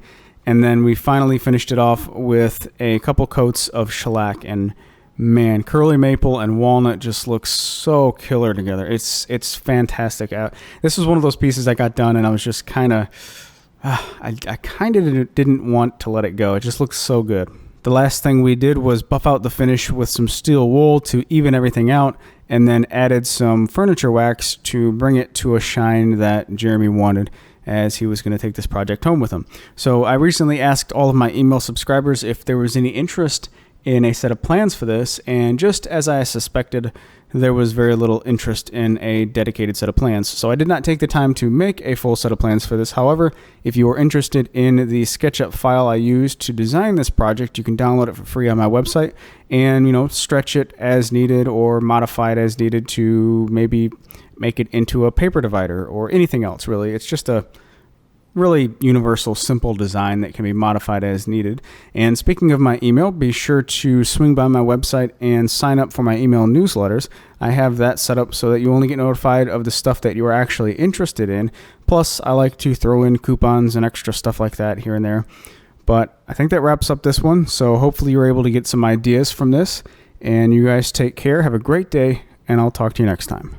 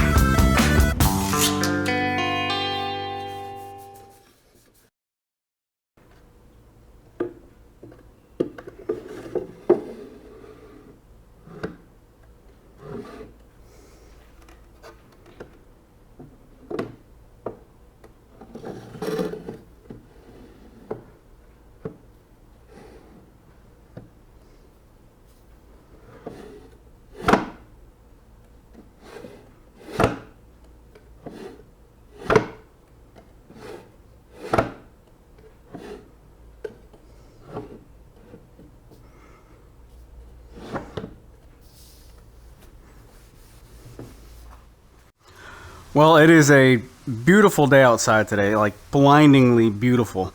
And I've had a little bit of Murphy's Law kicking my butt here in the shop with some screw-ups on a future project, well, present project that I'm working on, and my planer decided to break a little $5 part that's holding me up. So instead, I think I'm going to knock out a couple quick win projects and work outside on the driveway today. So this is my go-to screwdriver. It's a multi-function screwdriver, one of those that has a reversible shaft, and each side of the shaft is reversible as well. And this one actually breaks down into several pieces. But the concept of having multiple tools with one handle is great. It replaces a lot of space in a tool bag because you just bring one instead of 7 or 8. So I really like this. This one's about, I forget the price, $10 to $20, something like that. And it's my go-to screwdriver. So what I want to do is turn these 6 Purple Heart blanks into multi-function screwdrivers, and to get the hardware, I'm actually going to harvest it out of these inexpensive ones that I can pick up at my local Lowe's. This is actually a little bit less expensive than buying the hardware kits online and then paying for shipping. So that's the route I went. And this is just a really crappy plastic handle, and this one breaks down into 1, 2, 3, 4, 5, and then 6 tools in one. So why destroy something that works perfectly to make something else? Well, because I can and because it's fun. And then also, if you give this as a gift, they're like, well, thanks for the plastic screwdriver that costs like $3. That's great. I appreciate that. But if you make one and give it as a gift with something custom, they're like, whoa, that's awesome. You made that? That's so cool. I appreciate it. So that's what I'm going to do. Turn these into some custom screwdrivers, and I'm actually going to give these away in Oklahoma next month.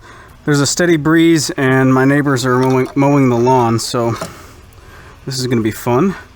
But anyway, I don't have enough material here to turn a tenon, which I would normally turn a tenon to go inside the jaws of the chuck first. I don't have enough, so I've got this loose over here, and I'm using the center point that I already made with this drill bit to help me find center. And I'll push this in a little bit towards the chuck,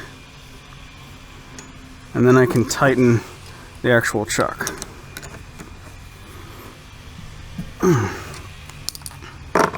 So this is a 9/16 bit, and I have a mark on the other side of my drill bit here for the depth of about 1 inch, and that's what we need for the bushing. I'll go ahead and drill that out first. I think I went a little too far with my depth, but that'll be okay.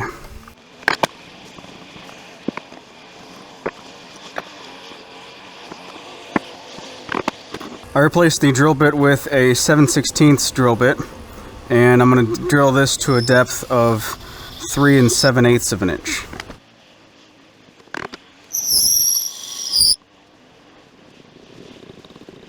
So with that, all of the center stuff is done, and now I can focus on turning the outside to a handle. And in order to do so, I'm going to start with the what's it called? The ferrule. That's what it is, the ferrule.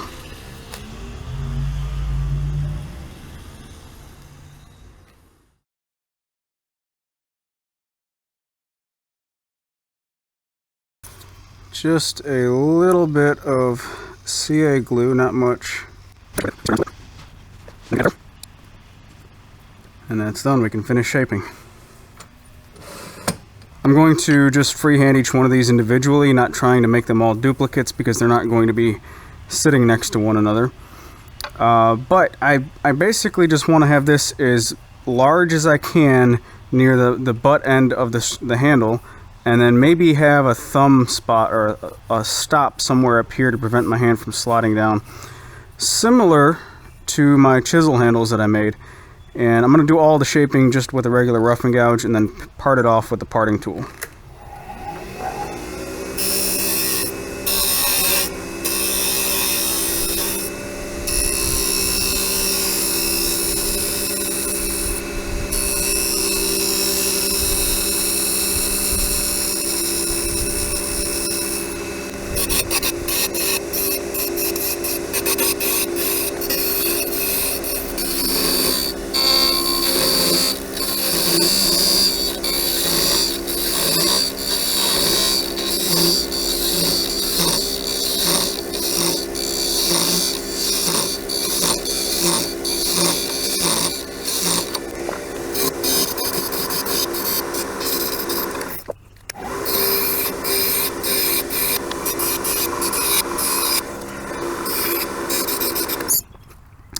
still got a flat spot right here. I'm trying to keep this as big as possible.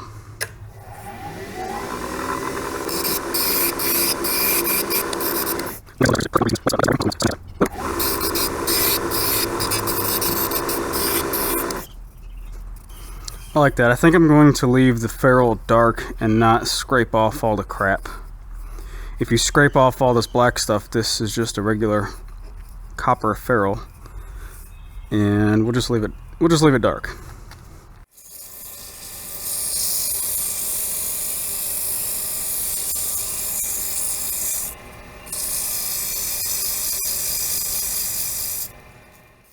For a finish, I'm using this stuff.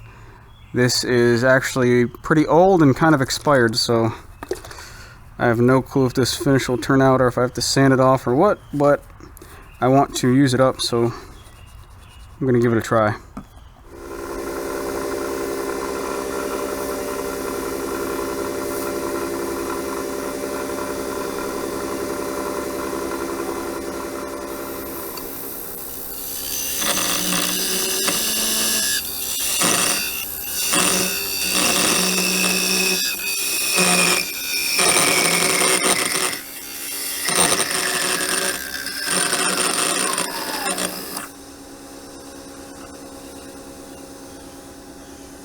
Just a little bit of CA glue around the inside edge.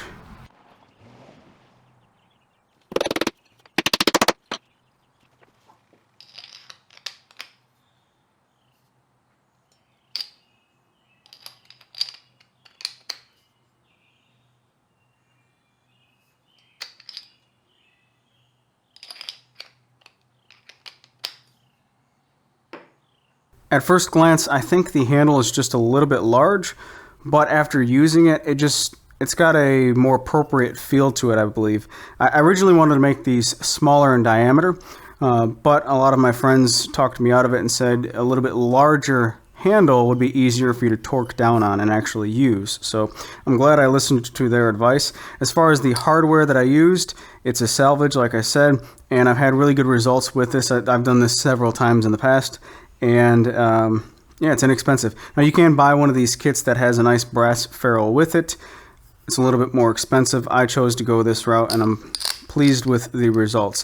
And if this does by chance break and you can't get a hold of some inexpensive replacement bits, then just replacing the entire hardware is very cheap to do so as well. But like I said, I made these as gifts to give away, and I will be giving them away in Oklahoma June 23rd and 24th at the Video Woodworkers Skiatook Adventure, outdoor woodworking event. And all of us are going to be out there having fun, working and interacting with the community rather than just like a, hey, meet and greet kind of situation. So if you want to come out and have a good time, I'm actually going to be building another workbench while I'm there. I'm leaving this one behind and building a new one there. And if you want to help build it, or you just want to watch or chit chat or whatever you want to do, then be sure to come on out. Everybody's welcome. If you make videos, it doesn't matter how big your channel is, then you are welcome to participate as well. A link to the Video Woodworkers website is down in the description below. But anyway, you guys take care, have a great day, and I'll catch you on the next one. About a month ago, I shot a shop tour video in Jason Barlow's shop. If you haven't already seen it, a link is in the description below. It's on my second channel. Be sure to check it out after this video. But while I was at Jason's shop, he showed me one of his turned duck calls with a custom ring with his logo on it. And man, oh man, it looked awesome. Both the turning and the ring looked awesome. And I asked him where he got the rings made. And after he told me, I told him I was going to steal his idea and get a set of rings with my logo on it and make a full set of chisel handles. So that's exactly what I did. I got a set of 6 for my chisel handles with my logo and a single larger one for something later. And I'm not exactly sure what to make with the larger one, so if you have a suggestion for how I should use it, then be sure to leave me a comment and let me know. But to get a custom set of your own, go to goldscustomcalls.com. It's not a sponsored endorsement. I have no affiliation with the business, but I'm really impressed with the product, and it's always a good idea to support a small business whenever possible. So go to goldscustomcalls.com and tell them Jay sent you. My objective was to duplicate a simple chisel handle that I turned last year to not only make all of my chisel handles match, but also to get rid of the super heavy composite handles that came with them that are absolutely horrible when you're doing long stuff like cutting dovetails and they make your fingers really, really hurt.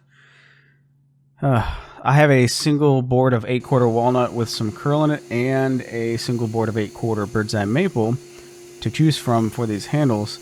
But I decided to go with maple because I think either one of them would look great, but I think the maple will handle the abuse of a mallet better in the long run. Before we can shape the handle, we need to actually prepare the blank to be a handle. So to start, I turn the blank between centers into a rough cylinder, then measure my chuck to determine the appropriate size tenon for the chuck, then use the parting tool to cut that size tenon, then remove the spur center and mount the chuck, then mount the piece into the chuck via the tenon, then turn the cylinder down to the largest diameter for the final handle size, which in this case was 1 3/8 of an inch. Then drill a slightly undersized hole in the end, which will eventually accept the metal part of the chisel, and put some reference marks on the blank to indicate the high and low points, as well as the ring length and final handle length.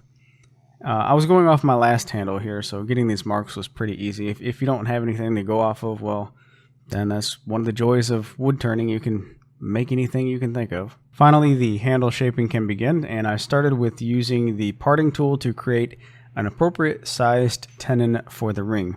Now I snuck up on a perfect fit, and it took quite a few tries, but remember that running the lathe in reverse will not put the wood back on if you screw up. So take some very shallow passes to really sneak up on the fit. And I was going for a kind of a slip fit here. The glue will hold it in place, and as you drive the metal piece into the hole, as you mount the handle on the chisel, it'll expand a little bit, so it'll be all good. It's been a little while since I turned anything, so I used a couple different tools to shape the first one to see which one would be easier for me.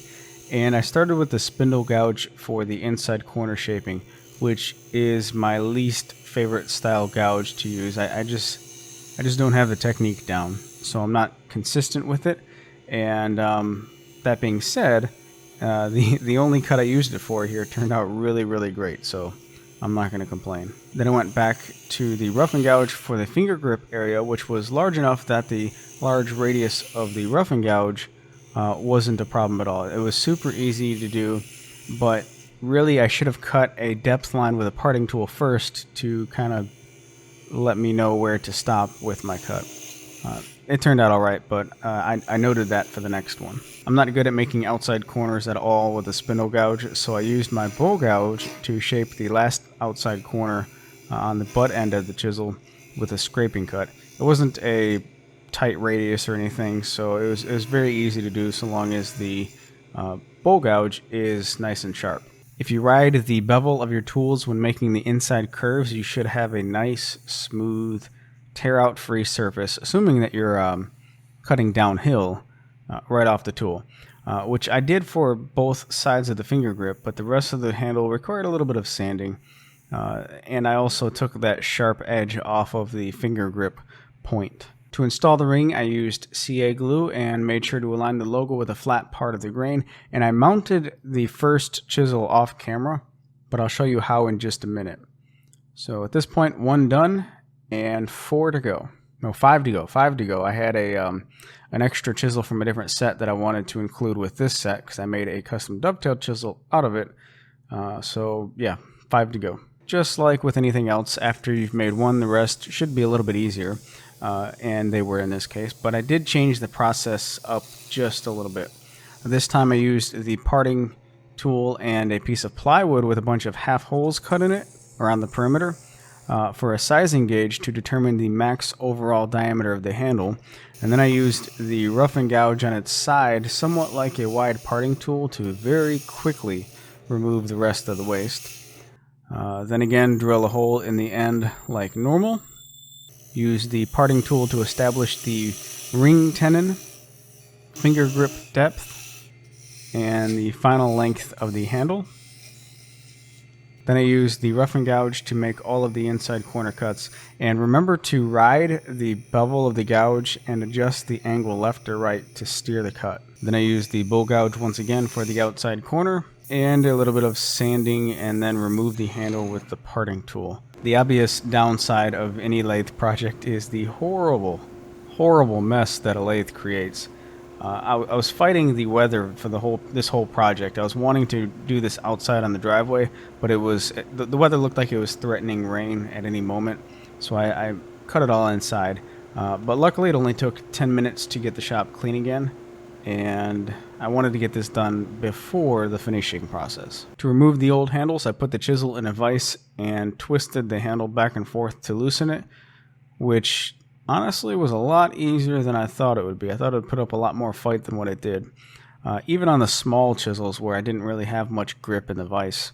But anyway, installing the new handles is done with a mallet, making sure to align the logo with the bottom of the chisel, as in my case, that's the side that will be seen when they're all up on the wall. I wanted to use shellac for the handles, but I didn't have any on hand, so I used regular mineral oil instead. Now it's not going to offer as much protection from dirty hands, but it's better than nothing, and for the time being, that's just what I had. So the next time I pick up some shellac, I'll put a coat or two on, and it shouldn't change the color much. It may darken it just a little bit, but not much. I don't expect it to anyway. In the end, they turned out great. I could not be happier with them. They look fantastic, but more importantly, the weight reduction. These things weigh a lot less than those composite handles, which hopefully that'll result in less hand and finger fatigue when I use them in long, dovetail sessions, I guess. But anyway, if this is your first time here, be sure to subscribe so you don't miss the next video. Check out my second channel, JBates2, for non-project shop and woodworking related videos. Until next time, take care, and I'll talk to you later.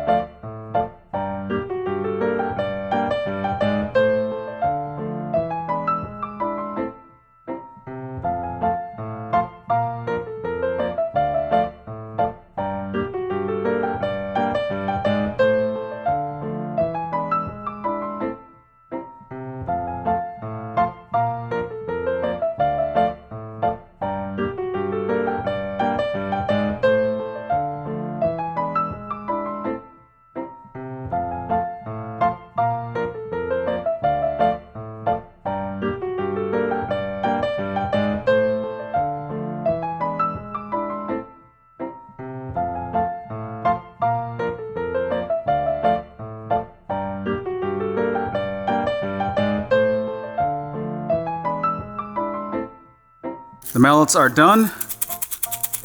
They double as musical instruments. I only put one coat of shellac on them because I just wanted something to make the colors pop, and I don't want to go too crazy with a finish or anything like that because these are made to be used. They look pretty good, but they're ultimately made to be used. So, ooh, I don't know which side looks better. Put that side closer to the camera. I'm going to give away 3 of these. I'm keeping one for myself because I'm selfish and I want to keep one. But I'm going to give away one at City Hardwoods in Birmingham, Alabama. There's a woodworkers meetup at City Hardwoods, December 9th, Birmingham, Alabama. If you can make it, then I'm going to add one of these to the other items that they're giving away. So that should be fun. And then the other 2 I'll have as a giveaway on my website. Sign up in the link down in the description below, and 2 people can win one of these. That's it. You guys take care, and I'll see you later.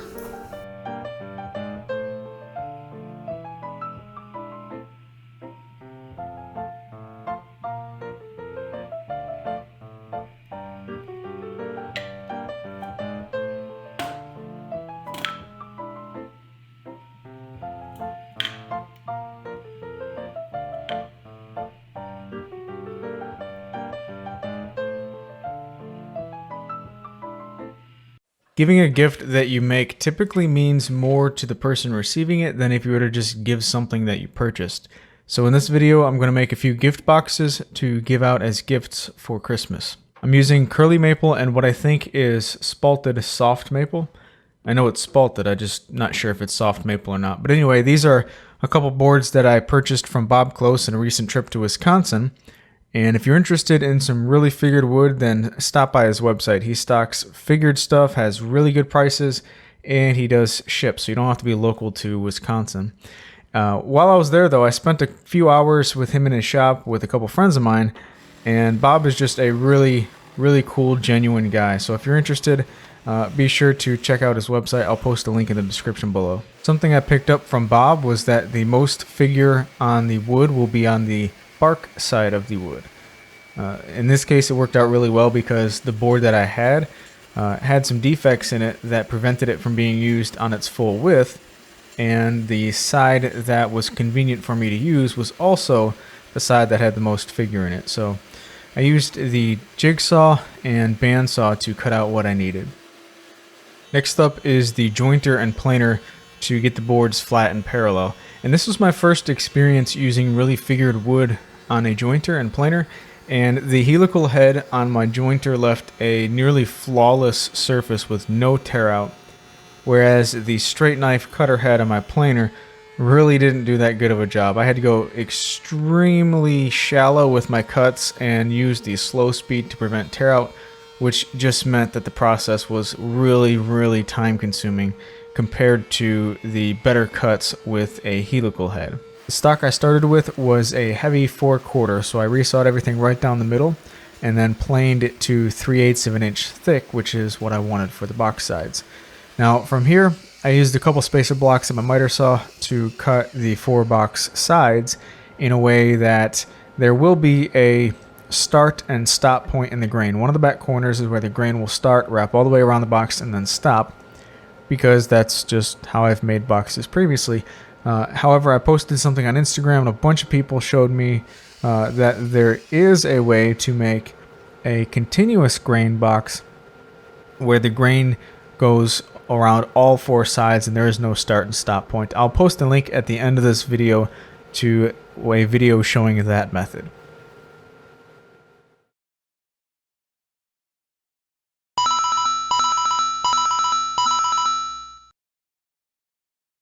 At this point, the sides looked a little bit tall, so I trimmed them down on the table saw, and I don't recall what this dimension was. I wasn't necessarily going for a certain number, but just whatever looked appropriate. And then I tilted the blade to 45 degrees and made a test cut on some scrap plywood to make sure everything would line up once it was assembled. And it's important to do that because you don't want to go through the process of milling all your lumber and getting all the pieces nice and neat, only to find that the joints you cut weren't set up properly with the tooling so that it doesn't close together when it's assembled. So take the extra step and make a test joint and you'll have a lot less frustrations in the long run. But the setup I used here was just 2 miter gauges connected with a sacrificial fence, and these are just screwed together, and a stop block positioned so that I'm not necessarily removing length, but just beveling the edges. And this worked out really well. I wanted to make the top and bottom panel the same material and also glued into a rabbet, but in order for this to work, I need to make veneer and glue that onto a piece of plywood and make a plywood panel. That way the panel is dimensionally stable and I shouldn't have to worry about any expansion and contraction, and I can just glue it into place. Now the plywood that I'm using is sold locally as 5mm hardwood plywood underlayment. I'm not sure if that's locally everywhere. But anyway, I also made sure that the plywood was cut with the top and bottom layers perpendicular to the wood that I'm gluing on. So basically I'm using plywood to make thicker plywood. After those panels dried, I used one to set the height of my table saw blade and cut a rabbet the same depth as those panels were thick on the top and bottom of all of my box pieces. And that way, once the box is glued together and the panels are sitting in place, they will be flush with the top of the sides. Now, the rabbet width was sized so that there's only about 1/16 of an inch of material that will be on the outside of the boxes, covering up the end grain of the plywood panel.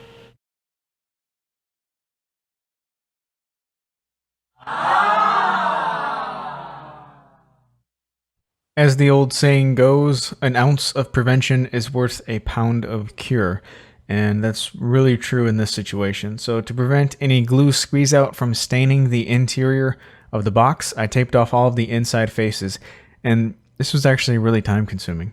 I underestimated how much little tedious processes that this project had. But anyway, the tape can be used also as a clamp to roll up the boxes with glue in the joint, and I find that a cheap paintbrush is perfect for applying glue in these situations. And you can get like, I don't know, 2 dozen of these little tiny brushes for a couple dollars at a dollar store.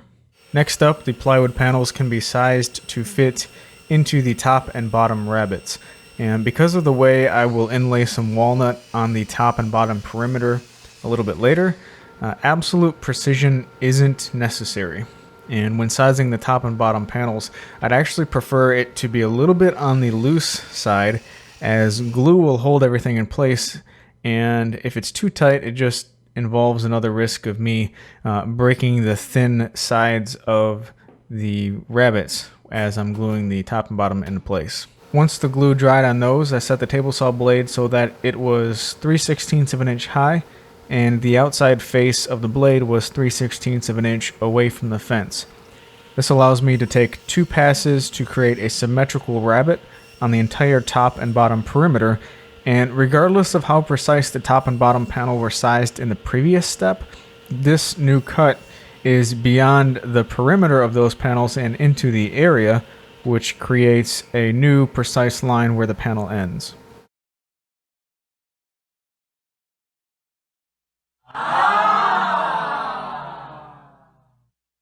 I wanted a high contrasting wood to inlay in the rabbets, so I chose walnut, and I had to go through the milling process on this board because it was rough sawn to begin with.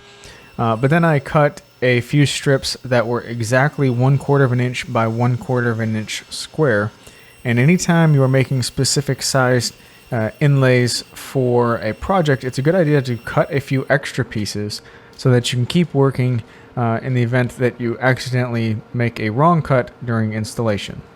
And I say that from experience. Because my shooting board is set up for right-handed use, I worked clockwise around the box when fitting the walnut.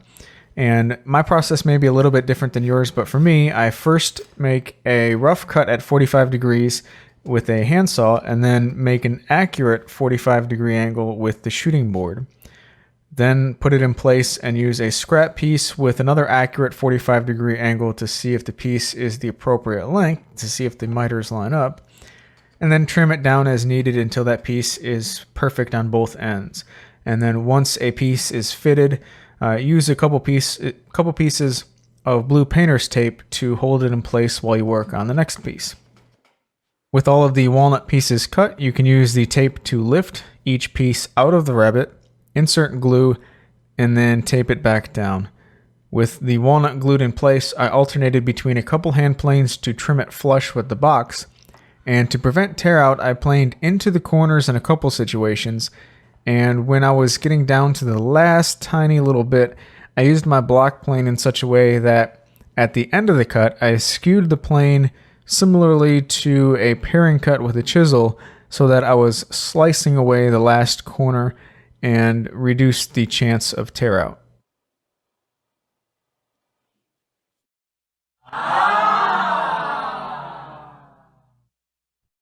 I used the table saw to separate the lid, which is always a little nerve-wracking when you get this far into a project and you have to cut it up.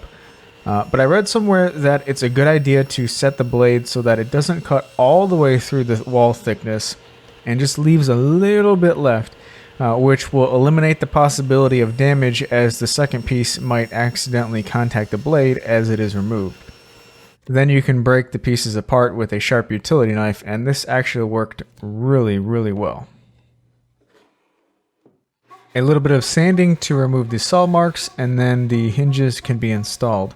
Now, to lay out the hinges, I first marked the same distance from each side with a marking knife, and then the hinge itself can be traced with a marking knife, and a wide chisel can follow that up to make the knife lines just a little bit more pronounced to the eye, so you can see them just a little better. With the geometry established, I set a router to a depth of half of the closed hinge and carefully removed all of the interior material, making sure to not touch the layout lines and to not rock the router any. Then a sharp chisel can clean up the mortise quite easily. I used a marking awl to mark the screw holes slightly offset to the inside of the box. And that way when the screws are driven down, the head of the screw will force the hinge to seat tightly into the inside face of the mortise. And when using screws this small in hardwoods, it's a really good idea to add a tiny bit of wax to the threads. You really don't want to break off a screw into the material this far into the project. After a little bit of sanding, I applied a couple coats of shellac for a finish. Now, I'm not entirely done with this project at this point, but as it sits, the boxes themselves are done. I only added hinges to 2 of the 4 because I want to do something different with the other 2, and I didn't add anything to the insides just yet. I'll cover all of that in the next video. So until then, have a good one, and I'll talk to you later.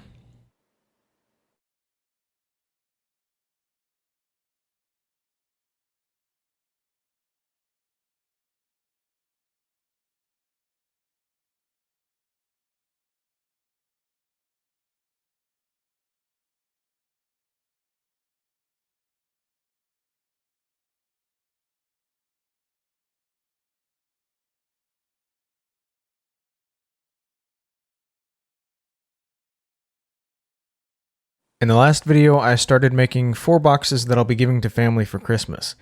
I got the box structure complete and added hinges to 2 of them, and if you want to see that video, then a link is in the description, and I'll put it at the end of this video as well. In this video, I'll finish the boxes by making the inside components. In 3 of the 4 boxes, I wanted to use walnut for the inside pieces. It'll complement the exterior trim quite nicely, and it'll give a nice contrast when the boxes are open. So to start, I resawed a piece of walnut and milled it to the final size, which I think was about 3/16 of an inch, which is roughly half of the box side width. And then I cut the pieces slightly long at the miter saw.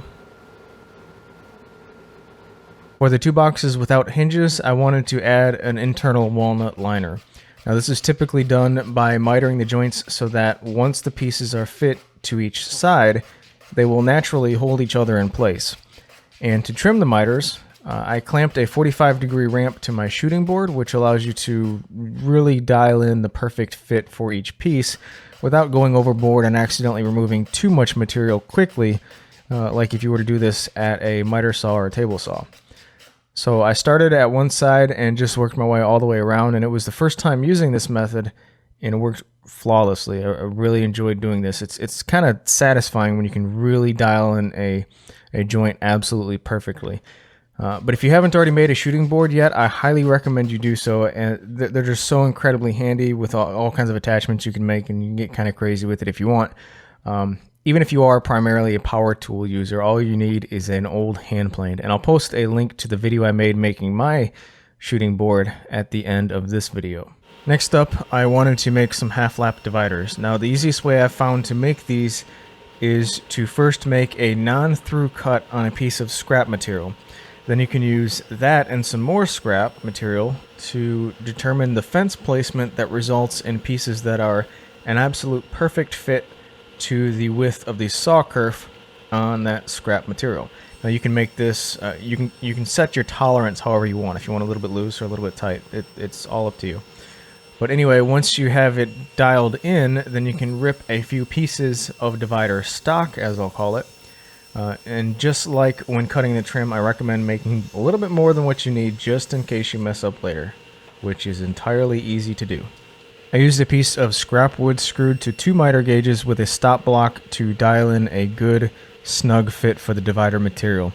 And I wanted a 3x3 grid in the bottom of the box, so that meant 2 long pieces and 2 short pieces. Once the pieces were the appropriate length, I stacked them front to back and made a cut about 1 inch from the end with the saw blade slightly higher than halfway of the height of the pieces. Then all of the pieces can be rotated 180 degrees and lined up with that same stop block again and cut once more. And at that point, the resulting grid kind of flows with the overall shape of the box. It's not an even 3x3 where everything is absolutely the same size, but it is symmetrical, and it does offer 4 different sizes in this particular situation. I wanted each box to have a removable tray, and my original intentions were to use some of the offcuts from making the boxes to make a curly maple tray for the curly maple box with hinges, and then the same thing for the spalted maple box with hinges.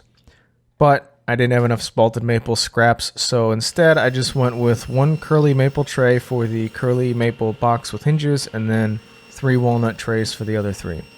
Now, to support the trays in the hinged boxes, I cut and glued a pair of blocks to the inside. Then it was on to sizing the walnut and curly maple for the tray sides. Now, I resawed them for thickness at the table saw instead of the bandsaw because these were relatively small and the table saw leaves a much better surface. And then I cut them to length just the same way I did the divider pieces. Again, 2 short sides and 2 long side pieces for each box. So here's where I messed up a little bit. I wanted to use box joints for the tray joinery, but after cutting the short side pieces for one of the boxes, I really wasn't happy with the look. The problem is I'm using an alternating tooth angle blade, which doesn't leave a flat bottom groove. And I knew the angles would show up at the bottom of the cuts, but I didn't think it would look as bad as it did.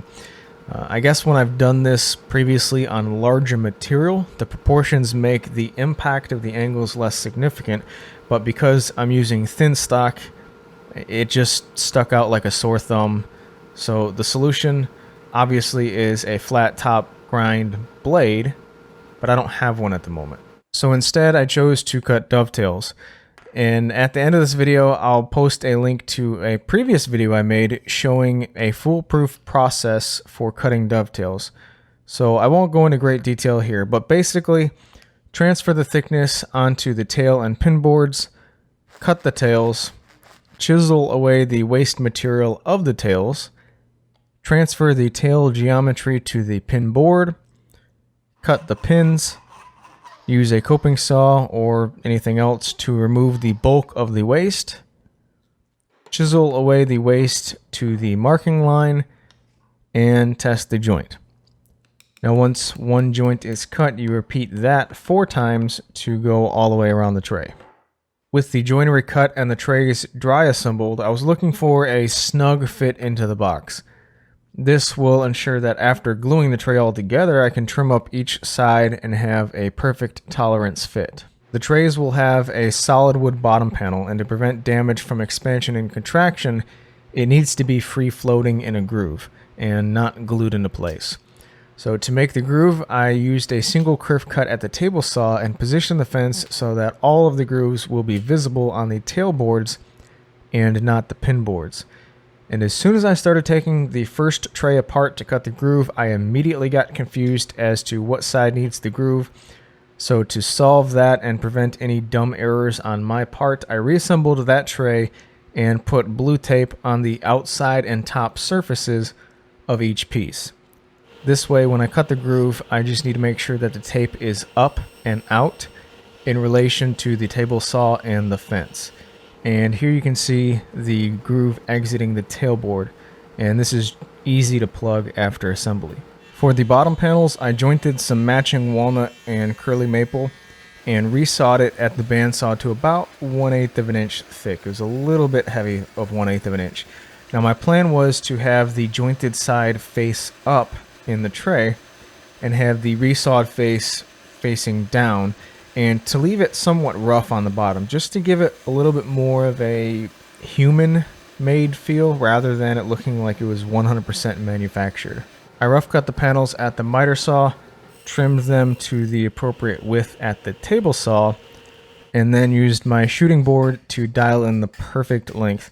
Now the thickness of the panels was a tiny bit too thick, as I previously said, so I beveled the bottom side as needed to make them fit into the grooves.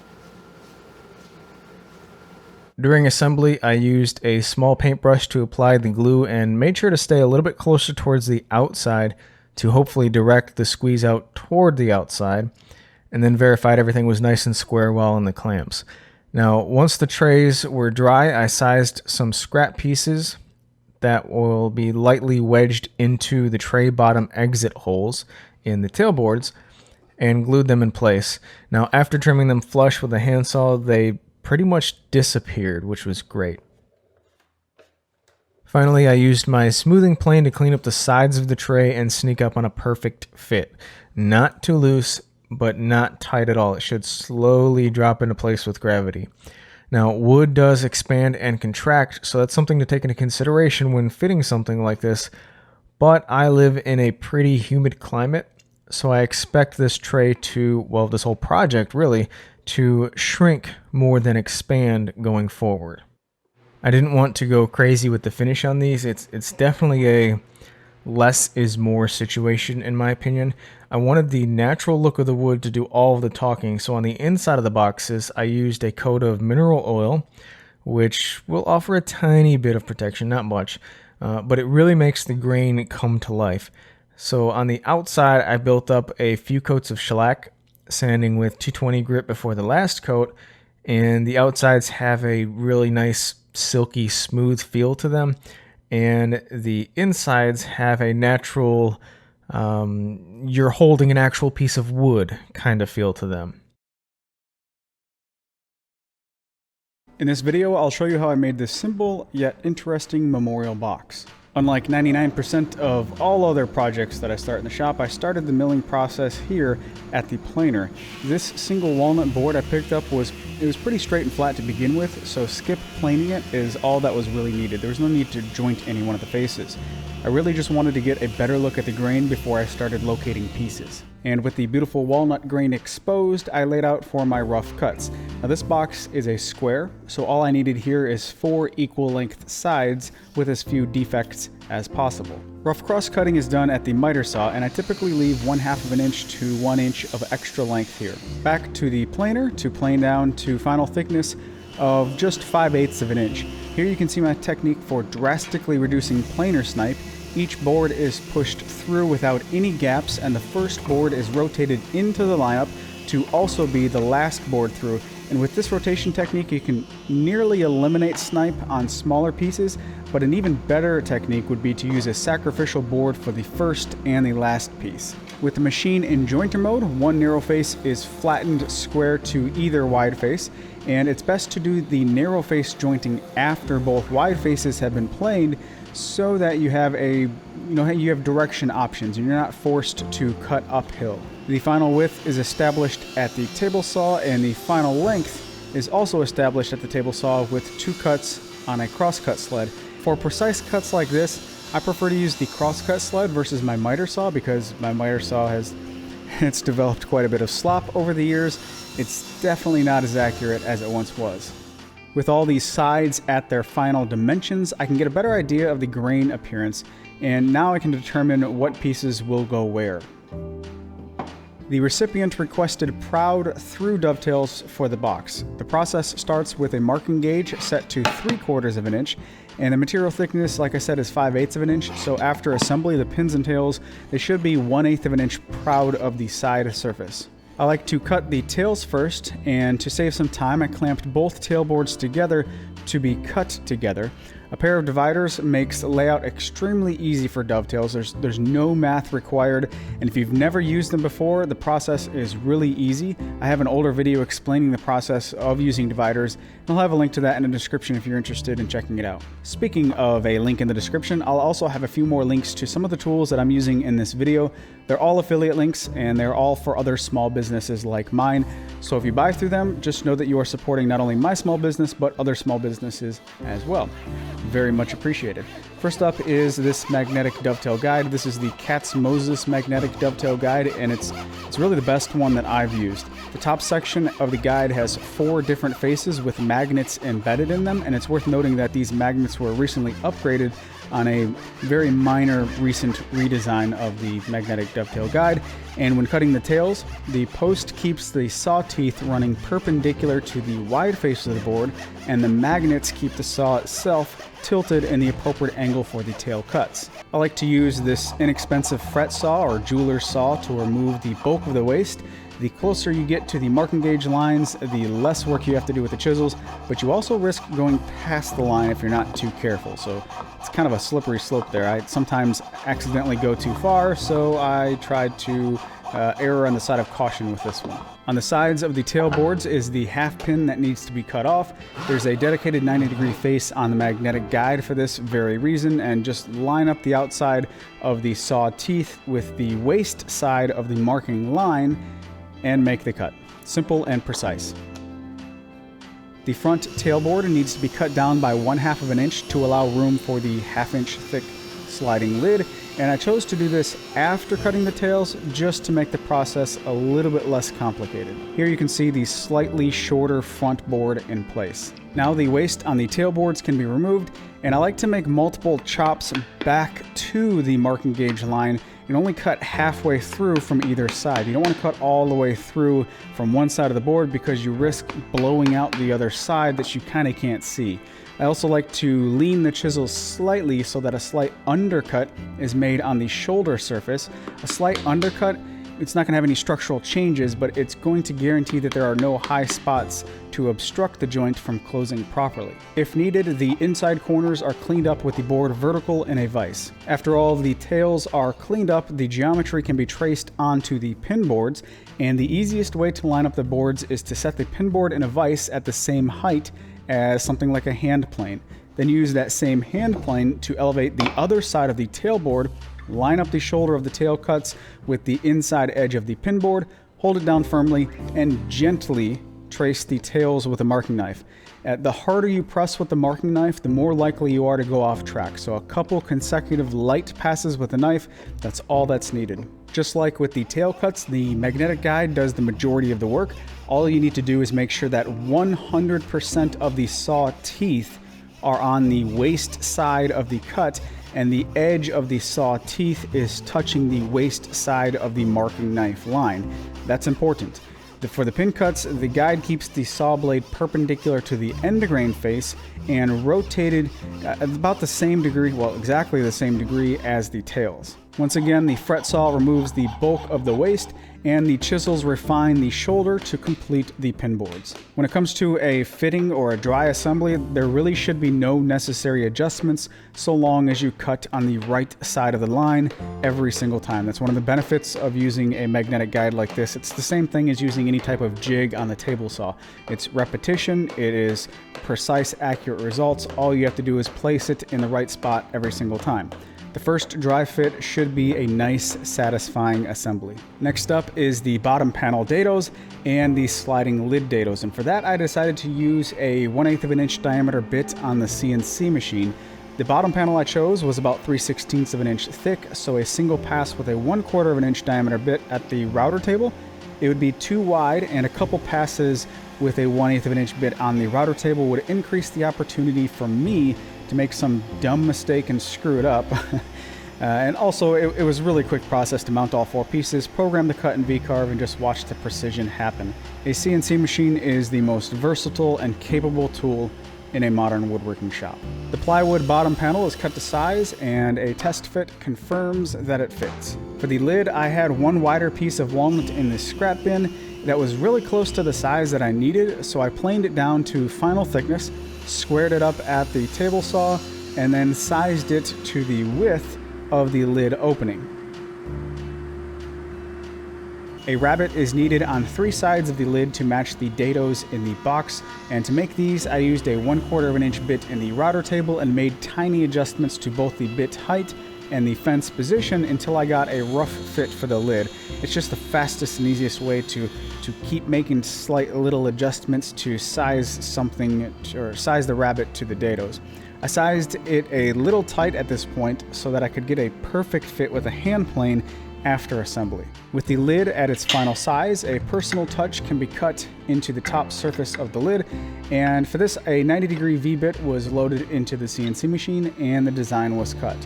Without a finish though, it's kind of hard to see the design right off the machine. It really pops after the finish is applied.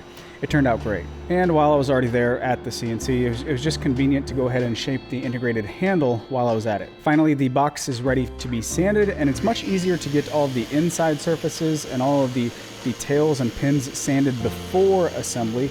Of course, making sure not to remove too much material on the inside faces, as that would negatively affect the fit of the joints. For the assembly, I chose to use epoxy for its slow setting characteristics, and also because it dries clear. It won't stand out like a sore thumb if some of the material did squeeze out just a little bit, and because the fit was also really tight already without any glue, I only applied the epoxy to the inside, I say 1/4 or 1/3 of the pins.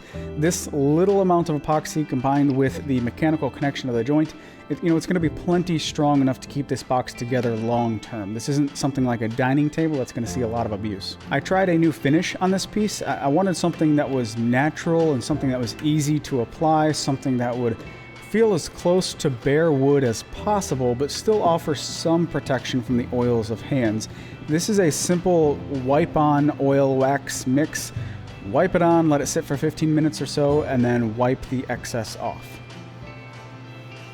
And this project is done. There's not really much else to say. This project was for a family that had to experience an unfortunate event. I was given the interior size needed, the joinery type, the wood color, and a request to personalize the lid. I think that all the requests were met. Something like this, for me, it's a really good feeling being able to complete a task like this and offer some type of positivity to somebody else. And I hope that this box is something that can offer some type of peace.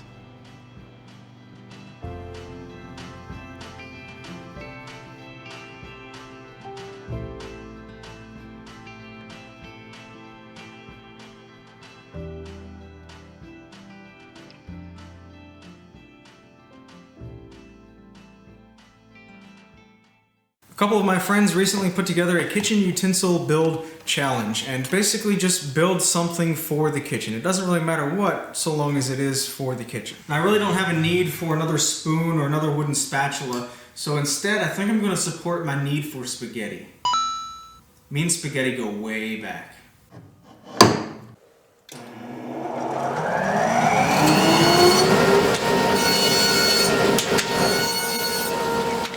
I've added a couple hold down blocks to help me clamp the material into the jig, and I'm also adding a sacrificial piece to the backside to prevent any blowout on my actual pieces.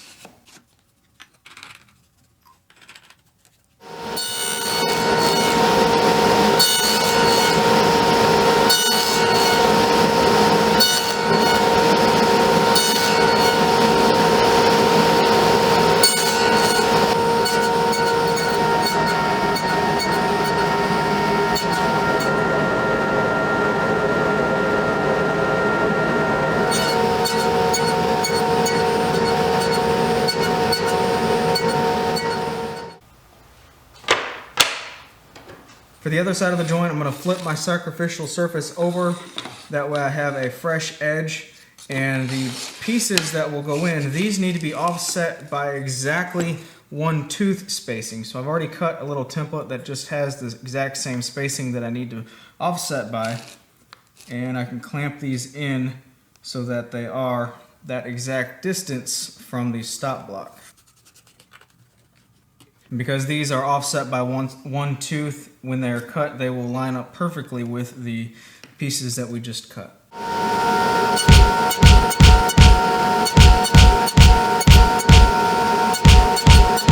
I just did a dry fit and everything looks good except for the fact that these are a little bit tighter than what I want. So I'm gonna get every clamp I have and try and do this again with some glue without destroying the entire box.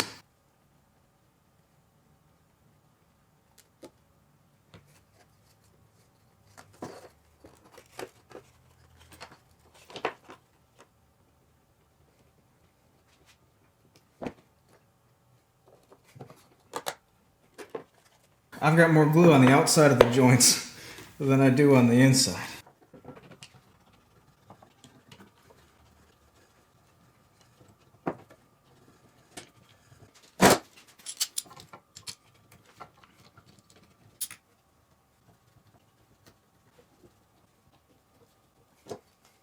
I think this is the most stressful and chaotic glue up I've ever done, and because I used just a couple clamps, I don't think there's much room for me to get in here and clean up any of the joints. So cleaning this thing up once it's all dry is probably going to be a pain in the butt. Toasty! If you haven't already noticed, the box itself is made from some 1/4-inch bamboo, and this is actually flooring samples. One of my subscribers sent me last week. So the box is 1/4-inch bamboo, and then the top and base I'm going to make out of this 3/4-inch end grain bamboo flooring sample. This is some pretty cool stuff.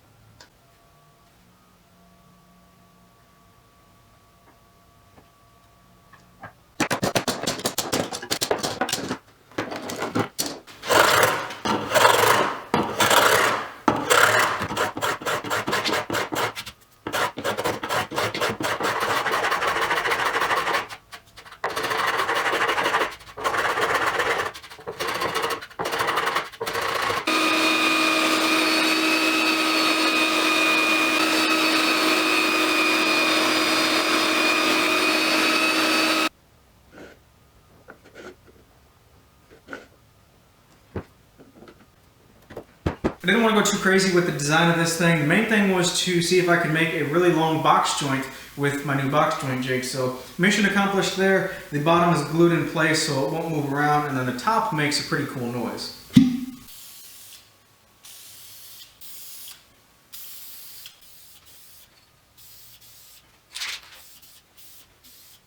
I'm very happy with the way that the bamboo looks with a little bit of finish on it. This looks absolutely great, and it's going to serve a very good purpose here in my kitchen and get a lot of use actually. Now speaking of kitchen, this is just one entry in the kitchen utensil build challenge, and there's no prizes for this. It's just all of us getting together and just having a little fun one week. So if you haven't already done so, check out all of the links in the description below. You'll find all of the other participants and links to their channels. Be sure to check out their channel and see what they came up with.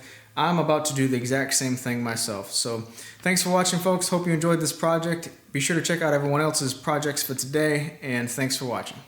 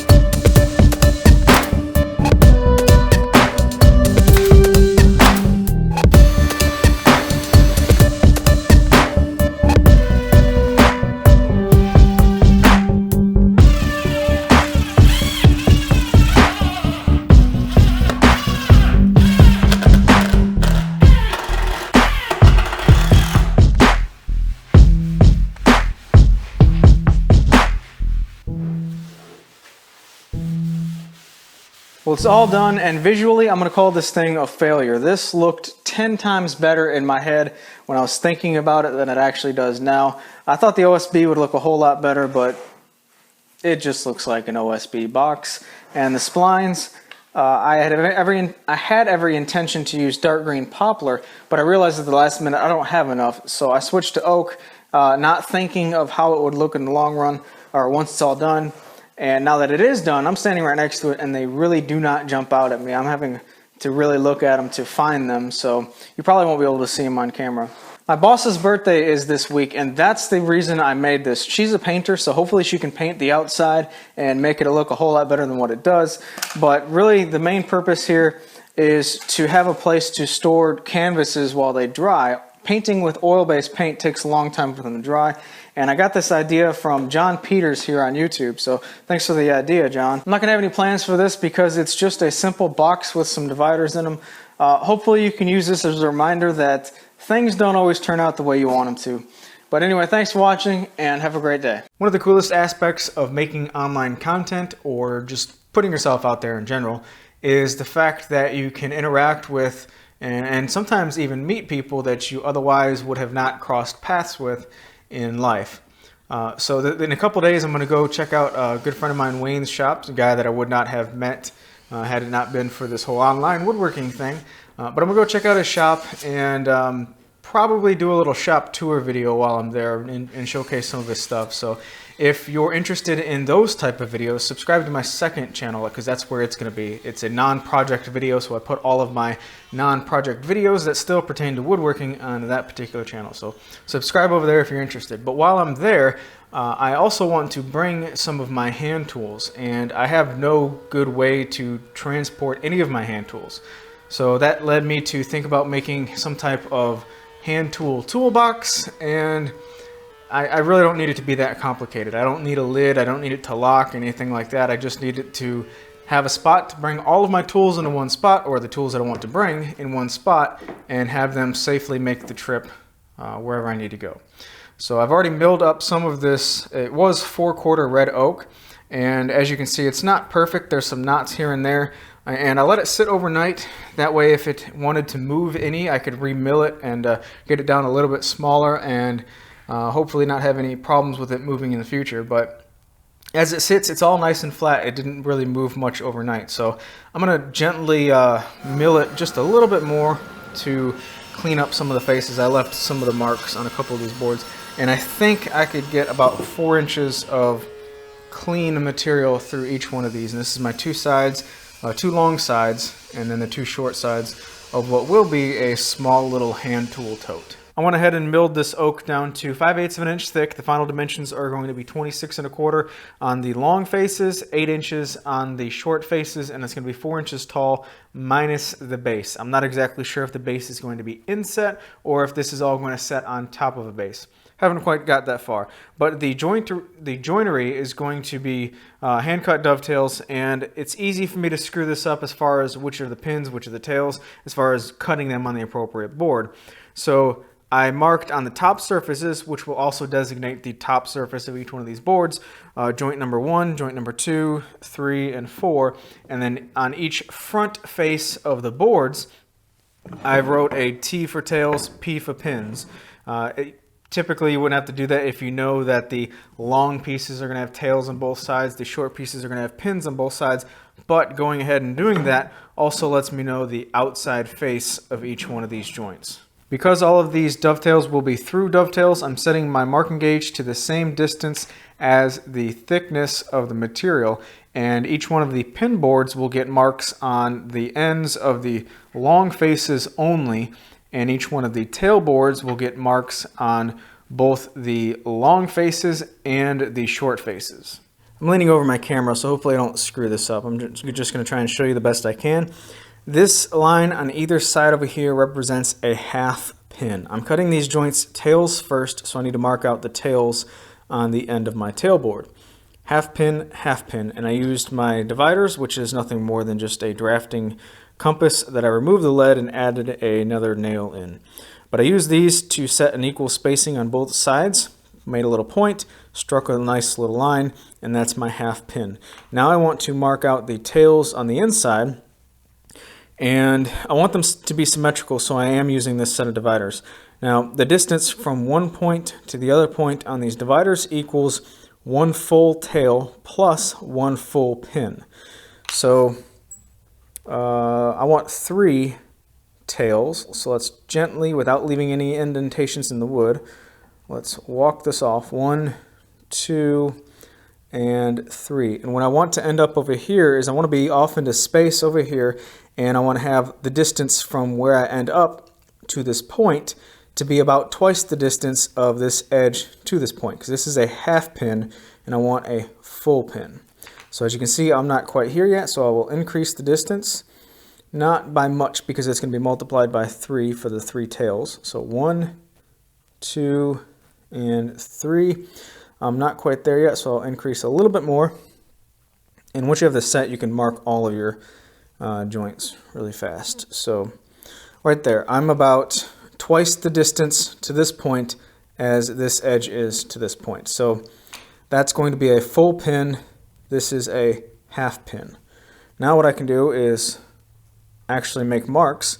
So 1 tail and pin, 2 tails and pins, and that's it from this side. So I'm going to start over here and go the opposite direction. 1 tail and pin, and 1 tail and pin. So that gave me 4 points in the middle. I can put my pencil into the point and strike some lines.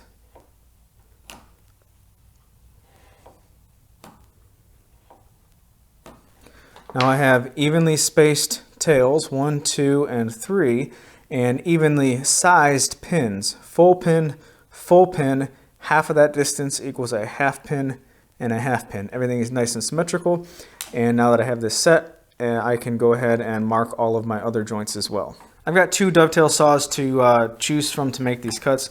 Now this saw for me is very fast, but I'm not efficient with this. I can make some really nice joints, but not consistently. So for me, I want this to look nice. I'm going to use a magnetic guide and a thin Japanese pole saw. So the magnetic guide just sticks onto the saw and it will guide the saw at the appropriate angle through the cuts. So for me, I don't have to go through the step of marking these angled lines. But if you're using one of these saws, it's a good idea to make the lines that way you have something to follow. Now something else that I did is use a pencil to mark my cutting gauge line because I have a hard time seeing, and that will make me identify this line a lot easier without sawing through it on the outside face. It's okay to saw through it just a little bit on the inside because it's going to be covered up, no one will ever see it. But on the outside face, which is where I put my T for tails, I don't want to go past this line with the saw. Now all I have to worry about is moving the guide left to right into the appropriate position to make the appropriate angled cuts in the appropriate spot.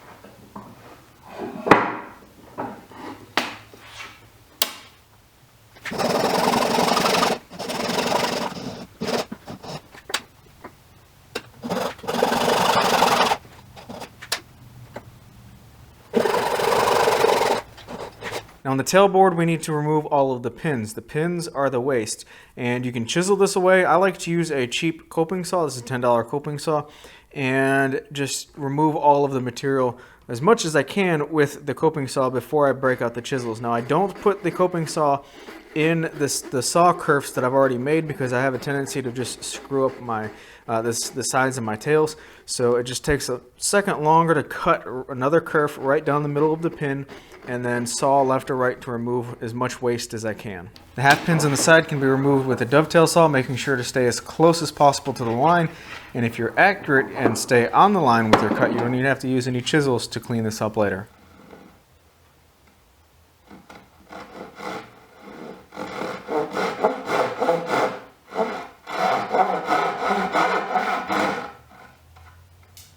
Now, as you can see, I did not do that great of a job removing the bulk of the material with the coping saw, but that's okay because the rest can be chiseled out. Now, I've already done the other side of the joint. Now I'm going to finish it over here. So you want to chisel about halfway through the thickness of the material and then work from the other side, which is what I'm doing right now. And because I have so much here, I don't want to start at the knife line and then just plow through all this, because typically when you have more material on the waist side of the knife line, it's going to push the chisel a little bit into your workpiece, and you don't want that to happen because anything on this side of the knife line is going to be shown with a little gap if this chisel moves once the joint is completed. So I'll remove the bulk of this material really quick with a couple passes with the chisel, and then I will work from my knife line to make this nice and neat.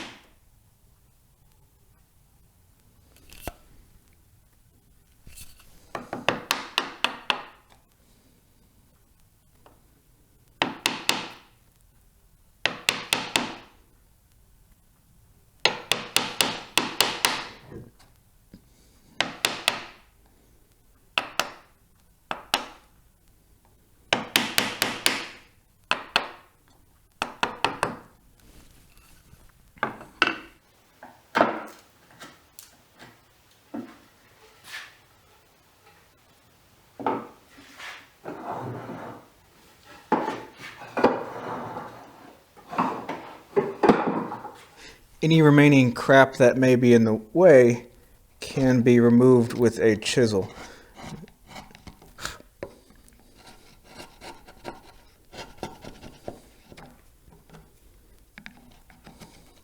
And I don't want to push all the way through because then I could end up breaking out the other side. So I'm only working with the first half from my side, and then I can flip the board around.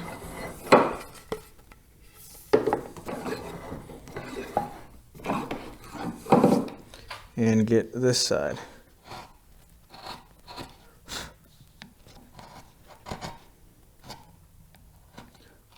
Once all the junk is out of the way, then the tailboard is pretty much done.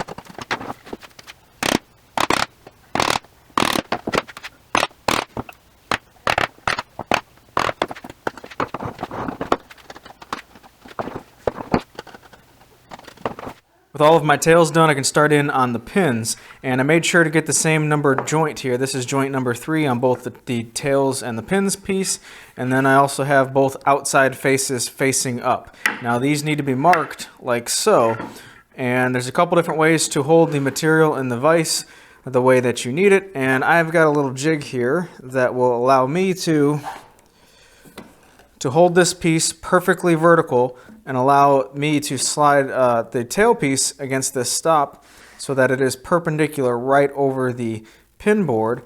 And now I can transfer my tails to the pin board with a marking knife.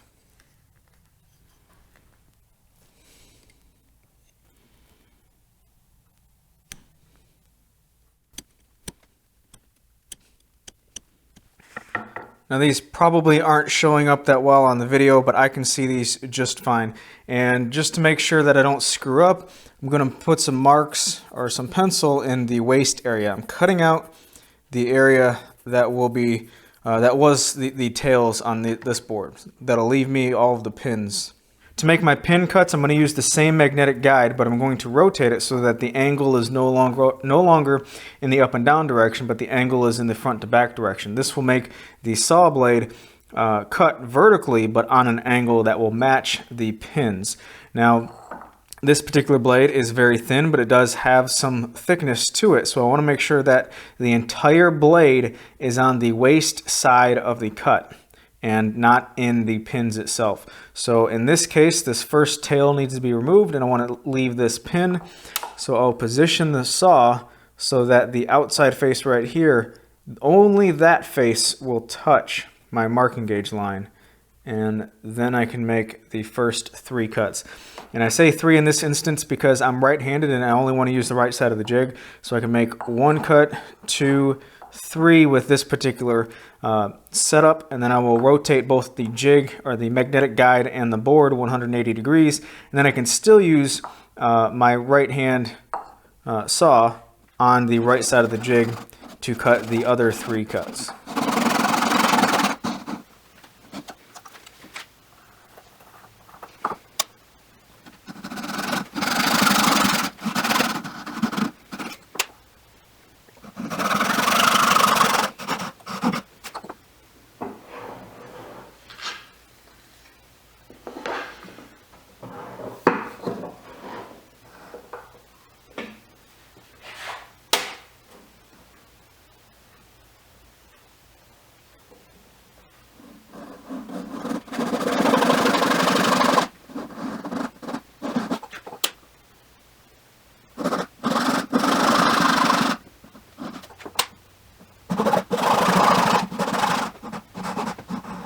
Just like the tails, I'll use the coping saw to remove the majority of the waste and then chisel down to the line.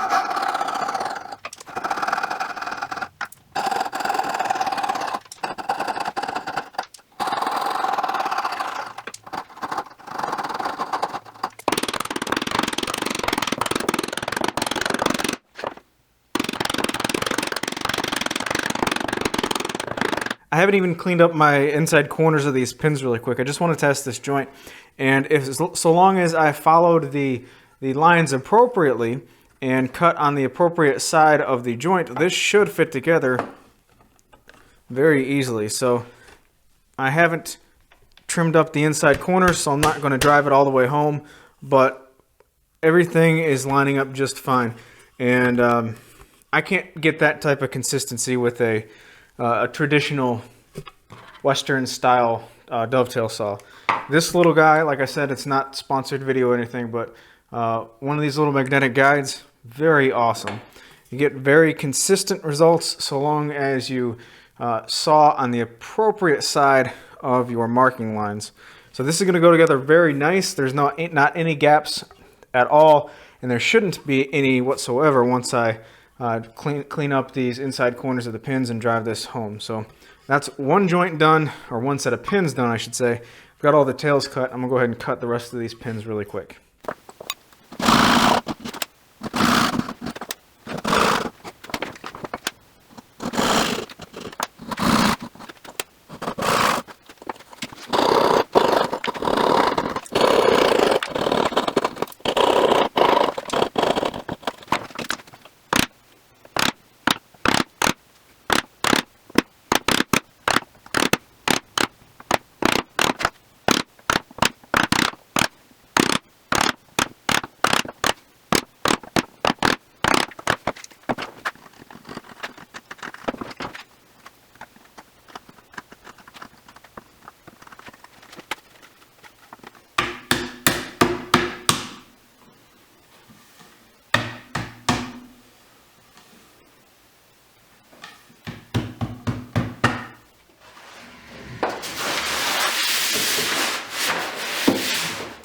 After gluing up a dovetail joint on all my other test pieces, I normally smear a bunch of sawdust on the outside of the joint to hopefully push a little bit of sawdust inside any of the cracks that may be there and make everything look all nice and neat. I think I'm not going to do the sawdust method on this glue up, just because I'm kind of curious to see how well these joints actually did turn out.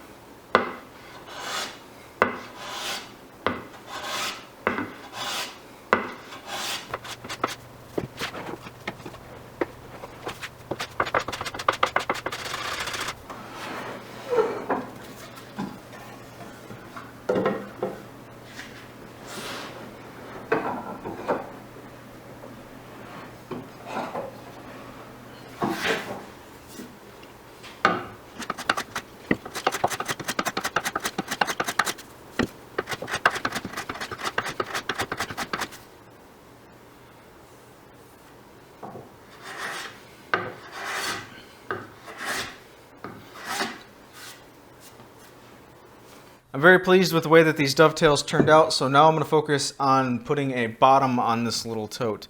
And for the bottom, I just milled another piece of this same oak. It's not perfect, it's got some knots, but it's the bottom of a tool tote, so who really cares? And it's just going to go directly on the bottom, and I'm going to screw it in place with a couple screws to prevent expansion and contraction cracking this bottom panel. I'm going to elongate the holes just a little bit, and I am using screws, no glue, just in case if this bottom panel does break, which I don't think it will, but if it does break, I'll be able to replace it. I asked my Instagram followers if I should use rope handles or brass handles, and everybody chose brass, so brass handles it is. I threw together this really quick divider system for some of my tools to keep them in the vertical position. This section over here has got some marks that are 1 3/4 inch on center and some different size spacer blocks to keep all of my chisels in a vertical orientation. And I have a couple other spots for some tools that I think should be included in this little tote. So this is just going to be glued to the back panel, this side panel over here. And I made sure to make all of the blocks with the grain in the same direction as this back panel. That way it will expand and contract evenly with the back panel. To prevent the planes from sliding around, I'm gluing down a 1/4 inch by 1/4 inch strip, and then also one in between the two planes to stop them from bumping into each other. I used the table saw to make 3 1/8 inch curve cuts in 2 blocks of wood, and these will organize the hand saws.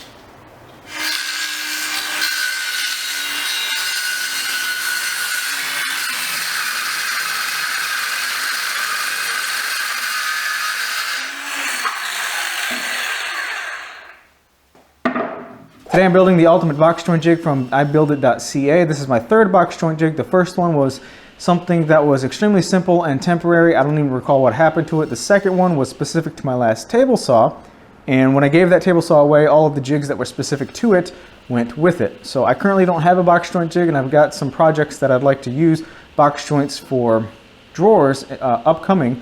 So I figured I'd make one, and I chose this particular jig because it looks to be extremely simple to put together. It's nothing but plywood rectangles, some glue, and a few screws here and there. And it doesn't use that much materials. This is only like a I think it's a 40 by 18 and a half, 19 inch, something like that, piece of plywood. All the specifics though are in the plan, so if you'd like to purchase the plans like I did, I'll post a link to John's website down below.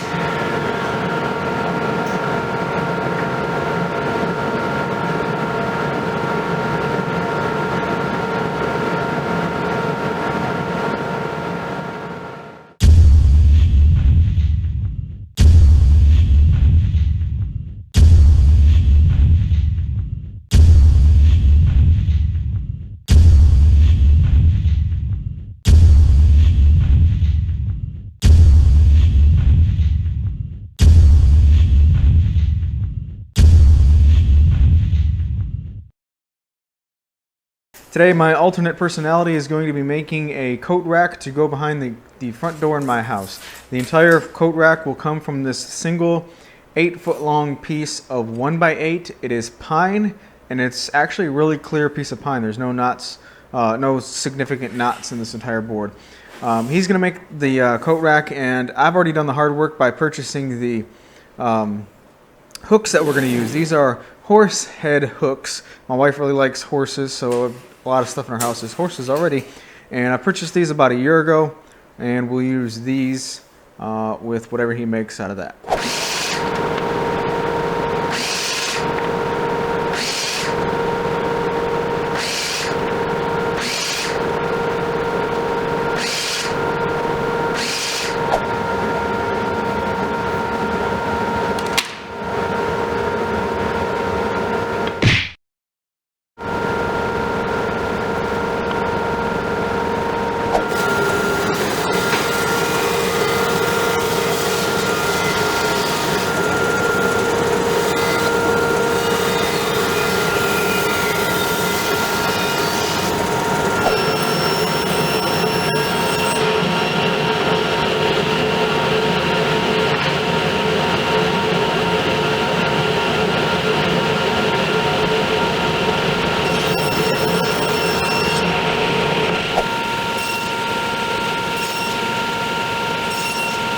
Just to give you a quick idea of how this will be assembled, pretend that the work table here is the wall and that is the up direction.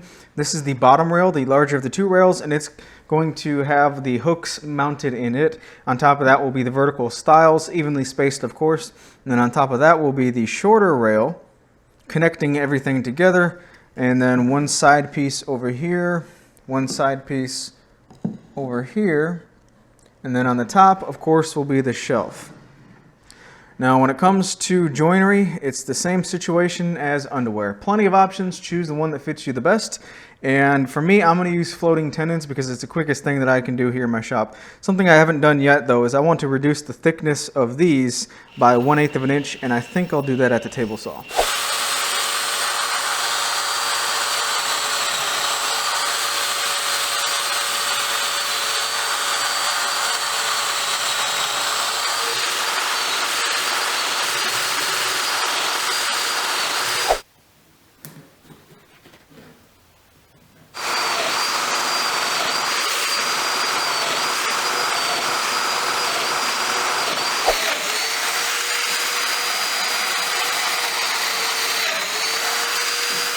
Now I'm using floating tenons because, like I said, it's the quickest thing that I have in my shop. And just to prevent the top and bottom rails from bowing apart, possibly, I'm going to glue just the middle style. But if you don't have any type of way to make floating tenon joinery, or maybe you don't want to use dowels or something like that, a quick alternative, if you have a table saw and are familiar with making tongue and groove joinery, is to make all of the stiles have tongues on their ends, and then make a groove on the bottom side of the top rail and then the top side of the bottom rail to connect it together like a tongue and groove door.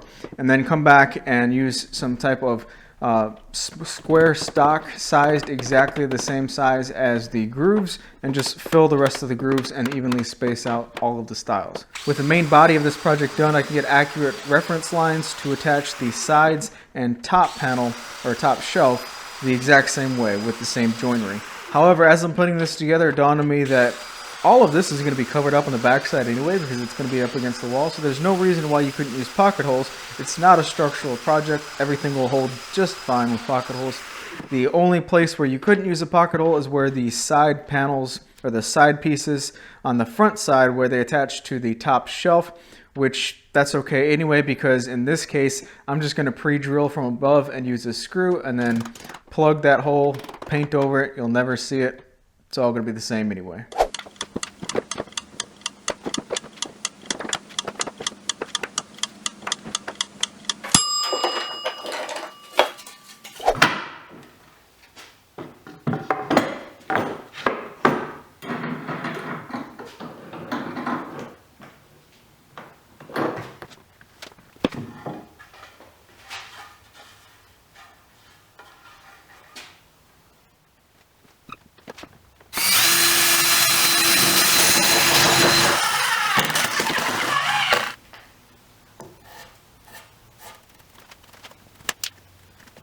So this pipe clamp bench vise has really been handy.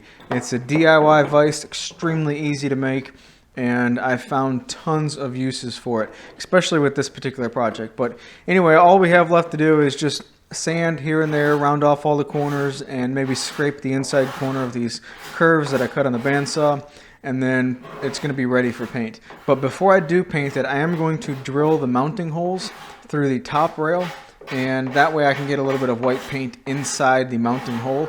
Once it's up on the wall, I'll just touch up the screws with white, and it'll all blend very easily. While he's putting the first coat of paint on the project, I want to talk with you real quick about one of the leading online learning websites, lynda.com. And if you're not familiar with lynda.com, it's basically a huge warehouse full of video tutorials and online courses to help you learn personal and business skills. So for example, if you'd like to learn how to shoot video on a DSLR, or maybe edit that video footage, possibly build a website, there's video courses on there for all three of those, as well as thousands of others.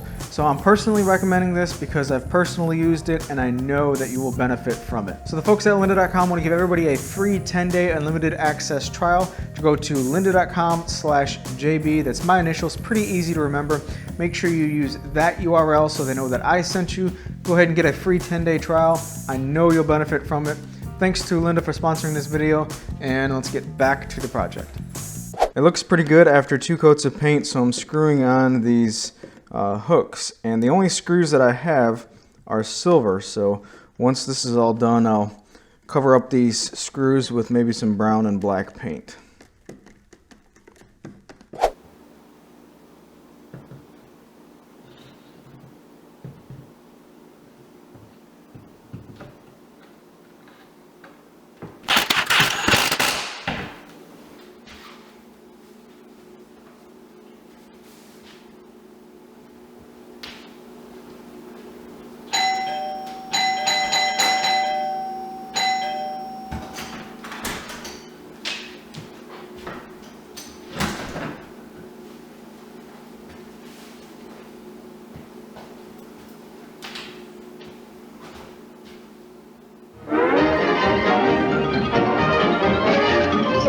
That's all, folks. Today I'm going to make a template and use it with a plunge router to make a board game. Now the actual game that I'm making is an aggravation board game, but really this method could be used for any particular board game that uses marbles. This past spring I salvaged a bunch of red oak from a footrest that went around a kitchen island bar, and it's just been sitting on my lumber rack ever since, so this is a great project to get use out of it, and it's pretty stable as is, so I'm just going to clean it up and glue it into a 20-inch square.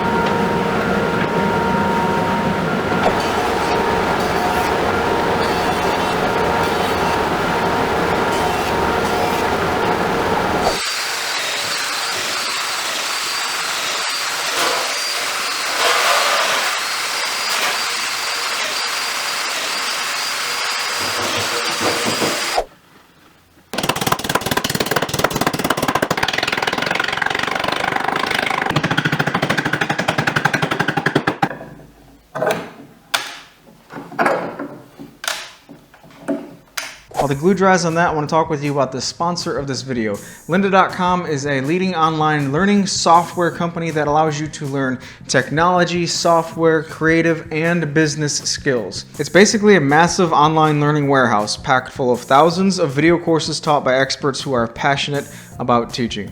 For a free 10-day unlimited access trial, go to lynda.com/JB and start streaming thousands of video courses on demand and learn at your own pace. Now, if you want to learn how to make some pretty cool visual effects in your videos, well, you can do that right here. I'm personally recommending this because I've personally used it and I know that you will benefit from it. So go to lynda.com/JB to start your free 10-day trial. That's lynda.com/JB. Those are my initials, pretty easy to remember. Make sure you use that URL so they know that I sent you. Thanks to Lynda for sponsoring this message, and now let's get back to the project. I'm making the template out of 1/2-inch plywood. So if you watched my SketchUp video prior to this on two-dimensional drafting, then you'll know pretty much the dimensions for this particular board game. But I scaled it down quite a bit. My original intention was to make a large 28-inch square. I don't have enough material to make a large 28-inch square with this oak, so I scaled it down to a 20-inch square. All the proportions are pretty much the same. I just need to mark out all of my drill locations and then start drilling those out with a Forstner bit.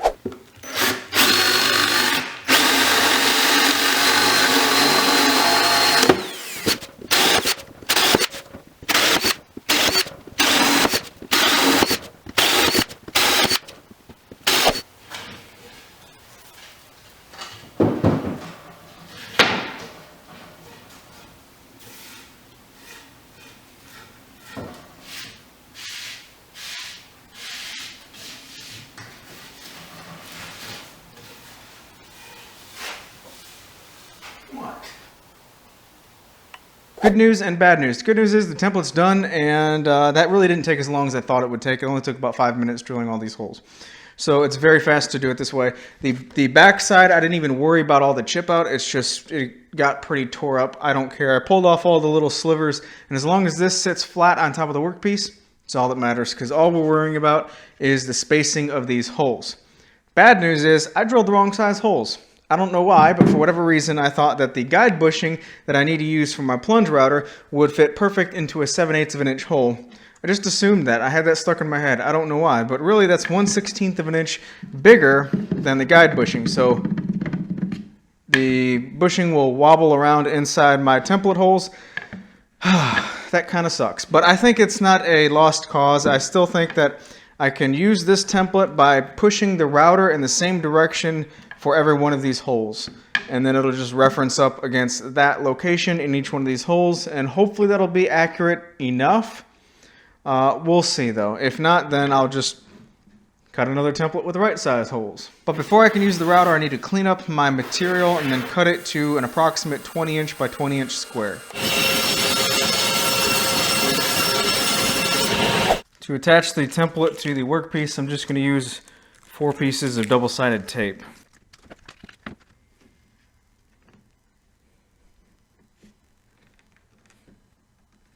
The router bit that I'm using is specifically designed for making little dishes or little divots for marbles, but if you don't have a plunge router, they also make a drill bit guide, an actual bit that goes into your drill so that you can use a drill to plunge all of these holes.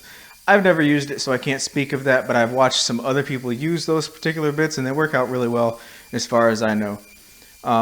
The only thing I have to make sure of here, like I said, because my template holes are a little bit bigger than the bushing that I have, is to just make sure I push the router to one side of the hole, or the same side of every single hole as I plunge. I've got my dog set up on the right side of the workpiece here, so I can just push it to the right. I think that'll be a little bit more accurate because both of my hands will be in the same plane rather than pushing forward and maybe skewing one way or the other.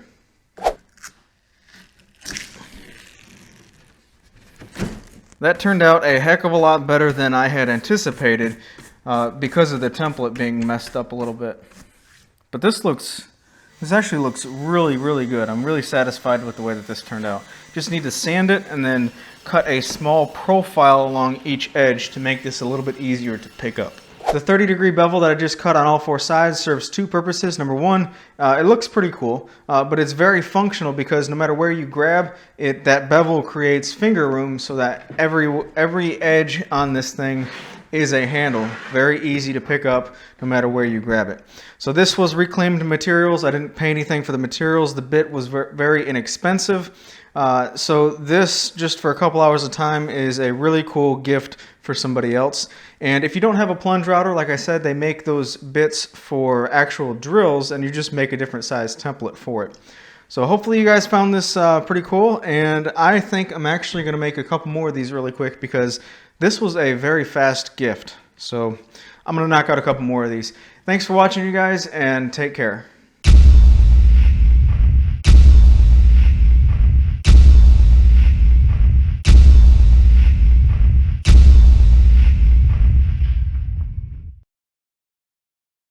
Today I'm going to make a couple salt and pepper shakers to give away as gifts. Every time that I go on a long distance trip to visit friends or family, which is a couple times a year, I like to bring something that I can give as a gift. People like receiving gifts, and they really like gifts that are handmade or something that you've made. Salt and pepper shakers are extremely easy to make. I'm going to batch out a couple sets and just have them on hand. The dominant wood in these shakers is going to be sapele, and for a contrast I'm going to be using some maple. When making these, it's much easier to assemble a larger blank and then cut it into multiple pieces rather than make multiple salt and pepper shakers and have to glue all those individual assemblies up.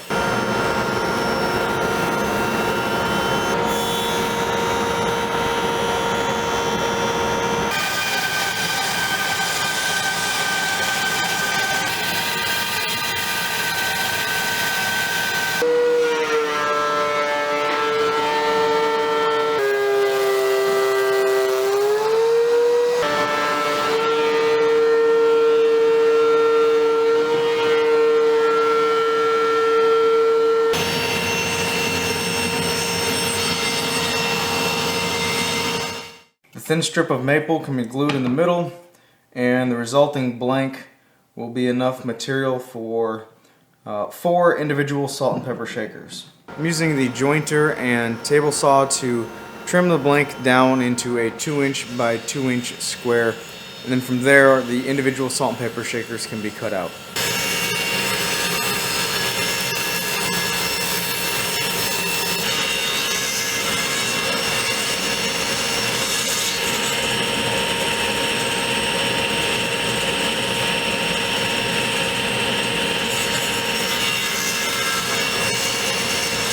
For the main cavity that will hold the actual salt and pepper material, I'll drill a 1.5" hole in the top side of all the blanks.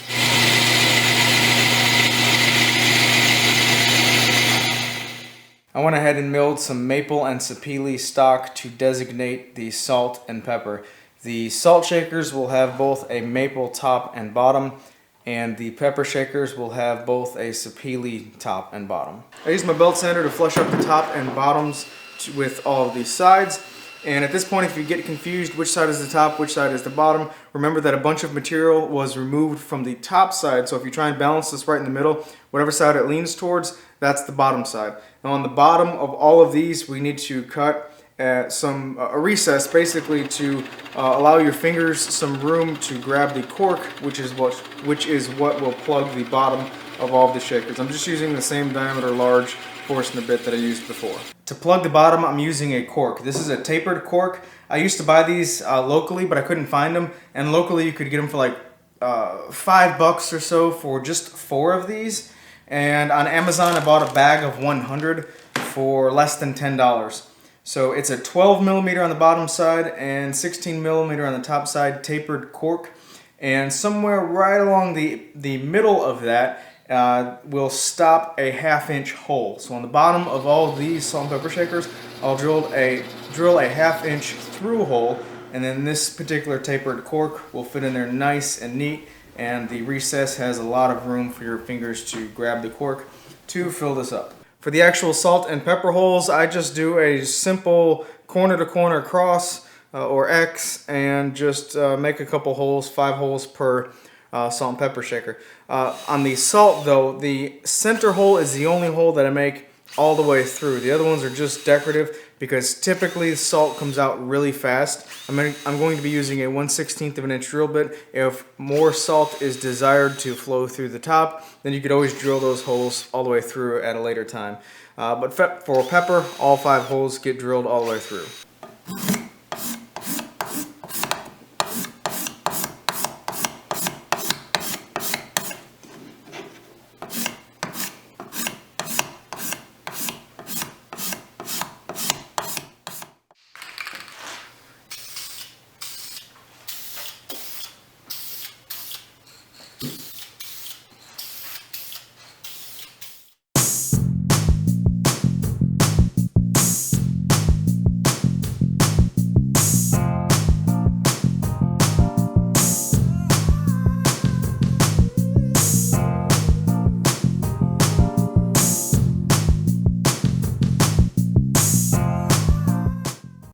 So for one reason or another, I don't have any of the router tables that I've previously made, which I've made quite a few. It's always been something to do with shop changes. But anyway, I've worked around not having a router table for quite a while. There's always multiple ways to do stuff. But an idea popped in my head for a quick little benchtop style router table specifically for a trim router. Nothing that will take a crazy amount of work. You're not going to be able to use like raised panel bits on this thing, but basically a dedicated station for roundovers and chamfers, something like that. So a trim router is the first thing that comes to mind, and I've got two. I've got a Bosch Colt, and I don't want to use it because I've got a shop vac dust collection attachment to an edge guide that works really, really well. So this setup works good handheld. I don't want to put it into a router table. And then also I do have a little DeWalt trim router that has a really nice height adjustment, which I think will be really handy if this was in a benchtop router table situation. So that's what I'm going to do. I'm going to use this and make a small router table. Just like everybody else, I'm limited by shop space, so if I could nest two tools into one, then that would be very beneficial. So that's the idea here. I've got this cart, which is just an old nightstand I found in the trash a couple years ago, that I've been using as a cart for the drill press. Now my drill press, I've never ever had the need to go really low with the table, so all of this is wasted space. My objective is to use that wasted space as a little benchtop router table right here. The reason right here is it just makes sense because that's wasted space, and then also I always park my drill press cart next to my shop vac and cyclone cart, and there you go, dust collection is always right at hand. So that's going to be convenient. Now, as far as convenience goes, is if I have to drill something that requires the table to be dropped quite a bit, then I want the router table to be easily removable. So when I say that, loosening 4 screws and removing it is plenty easy enough due to the infrequent use of this table being down real low. And then if the table's right here and this is in the way, well, this can just be slid out of the way and I can use the table as needed. So this just really looks like a convenient use of space.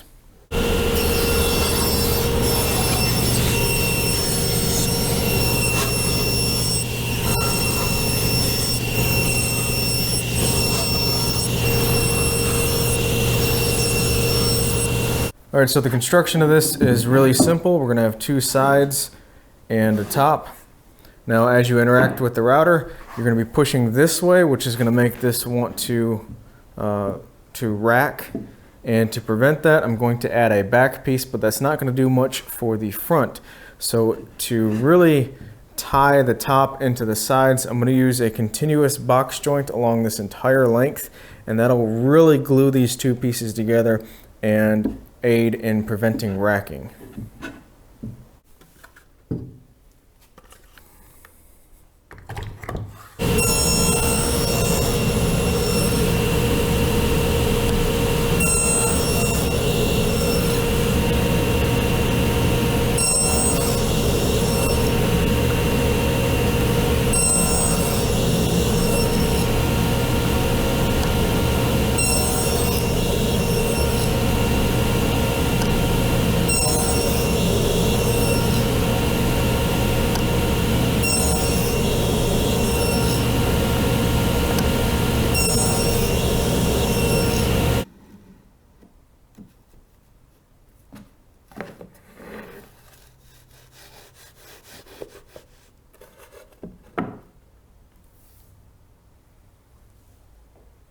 I added blue painter's tape to the joint to not necessarily prevent glue from getting anywhere, but to make the cleanup process a lot easier. You just pull the tape off and you're pretty much done. Now on the top piece, 1 full length of the joint on one of the sides is full of tear out. And that's because the thin veneer grain on the plywood is running perpendicular to the cuts for the joint. Now, if this was a piece of furniture that was going inside, something that had to look nice, I would have taken the time to make sure that the grain is running the same direction as the teeth of the finger joint.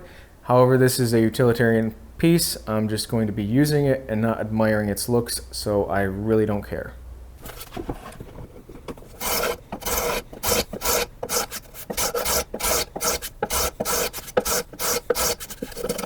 I removed the acrylic plate from the bottom of the router and used it as a template to mark out the center points for the 4 mounting holes as well as the center point for the router bit. And now I'll use a Forstner bit to create a counter bore hole for the mounting screws, and then another Forstner bit to remove all of the center section where the router bit will be. If I drilled the holes properly, then all of this should line up. Now I did have to get longer screws because even with the counter bore, I wasn't really trusting like 1/8 of an inch of plywood material holding all this together, so I didn't have to make the counter bores as deep, just use longer screws.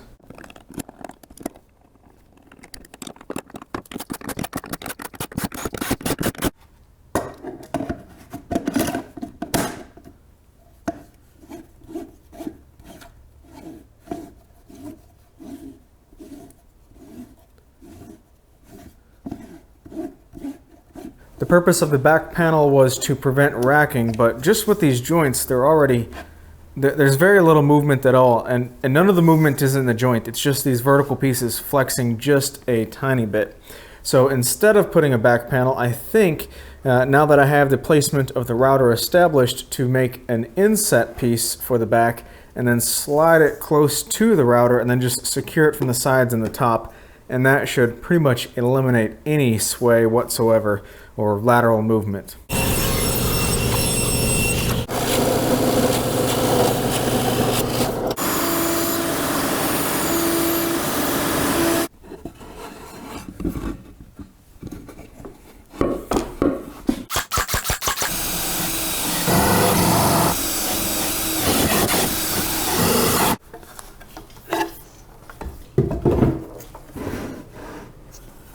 I previously cut these 2 pieces of plywood for the fence, and before I attach them together I need to cut an opening right here for the router bit.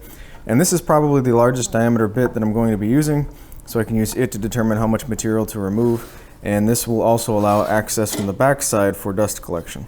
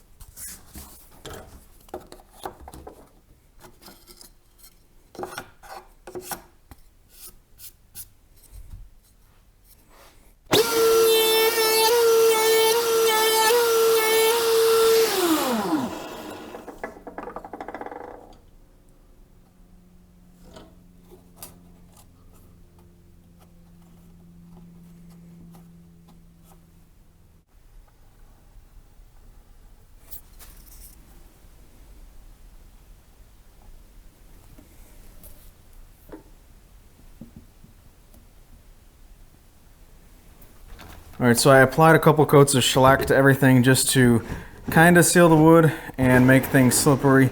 A little bit more long term than wax. I didn't want to go through the hassle of adding polyurethane or anything like that, so quick and easy finish. And this, I was going to add some wings down here at the bottom to screw through and into the nightstand, but I realized that the base of the drill press has a taper to it, so I can just really easily wedge a piece of wood into place down here and it locks everything together. And at that point, the weakest link of the stability is the cart down at the bottom, which is fine. This isn't going anywhere and I'm not putting that much force on it as I'm using it. The fence has more movement than what is necessary for edge treatment, which is basically all I'll be using this for. And it locks into place very easily. And of course, the dust collection is always right here, ready to go. So this should be a very convenient plug in, turn on kind of situation. And of course, if I need to use the drill press again, then this gets out of the way. And if this needs to drop even further, I remove my wedge piece and this gets out of the way. But the situations where, like I said, this will be very low is very infrequent, and removing this is not a problem for those situations.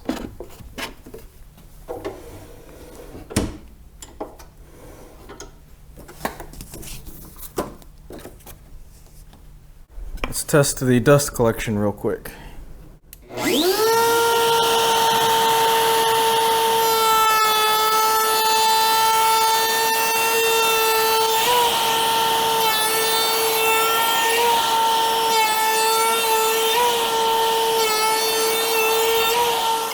Just like any other shop project, if it's not easy to make or convenient to make, then odds are you won't be as inclined to make it.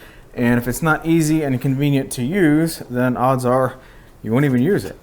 So this meets all of that criteria. It's easy to make and it's convenient to use. And I will most likely be using this quite a bit. If you want more information, then be sure to check out my website article for this build. You guys take care, have a great day, and I'll catch you next time.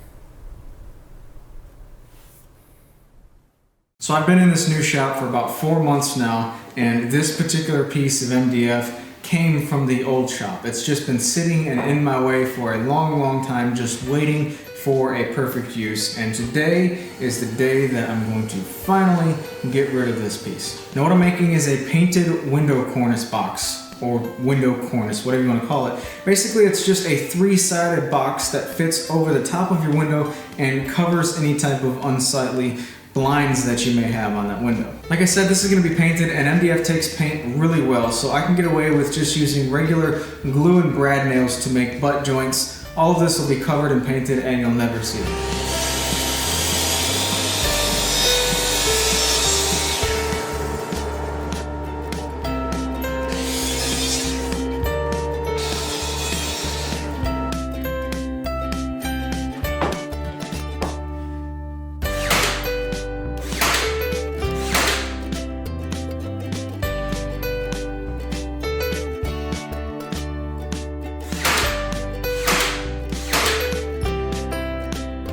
This is the part of the project where you get incredibly customized results based upon the piece of molding that you choose. Now, I'm going to go a little bit more classical, traditional, and just use a piece of 11/16 cove molding on the bottom, and maybe one more piece of molding below that to kind of finish it off. And on the top side, just a regular, ordinary, common piece of crown molding. To mount this to the wall, I'm going to add a simple piece of 1x4 to the back side, and this will give me a lot of surface area to screw through and into the wall studs behind it.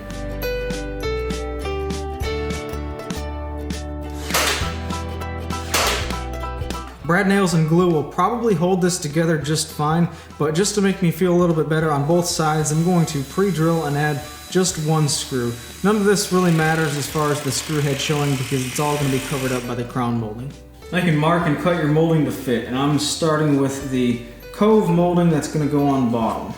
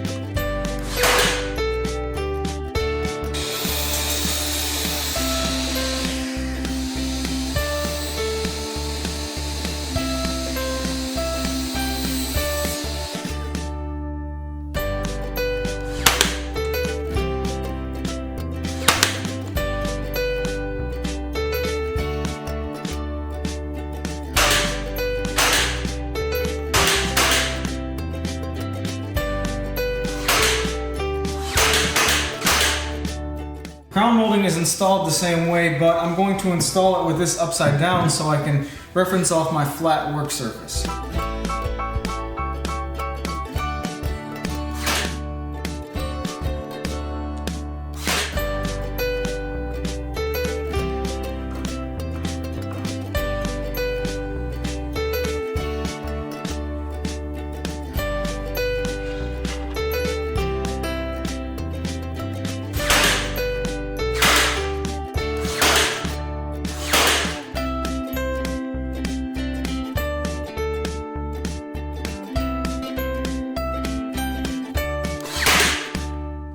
Now, I'm absolutely horrible at cutting and installing crown molding, so if you have any hesitation on doing this, don't worry, because if I can do it, so can you.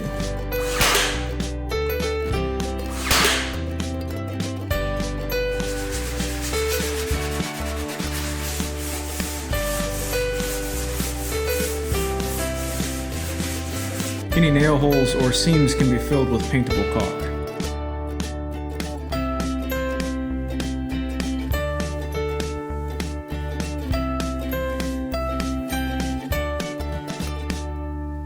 This is a very simple and inexpensive project that can really give some character to an otherwise boring room. I chose this particular room to experiment with because it only has one window, and I want to do this design in the rest of the house, but I wasn't exactly sure if I liked it or not. Now that I see it here in person, I do like it, and that probably means that I'm going to make 9 or 10 more of these with various different lengths, and I'm not exactly sure if that's a good thing or a bad thing right now. If this is your first time here, I'd love to have you subscribe. I post a new woodworking video pretty much once a week, and I also have a website full of other woodworking related stuff that doesn't necessarily make it here to YouTube. So if you want more stuff like this, be sure to check out my website as well. Thanks for watching, folks, and have a great day. I just got a new plunge router specifically for making mortises for mortise and traditional mortise and tenon joinery.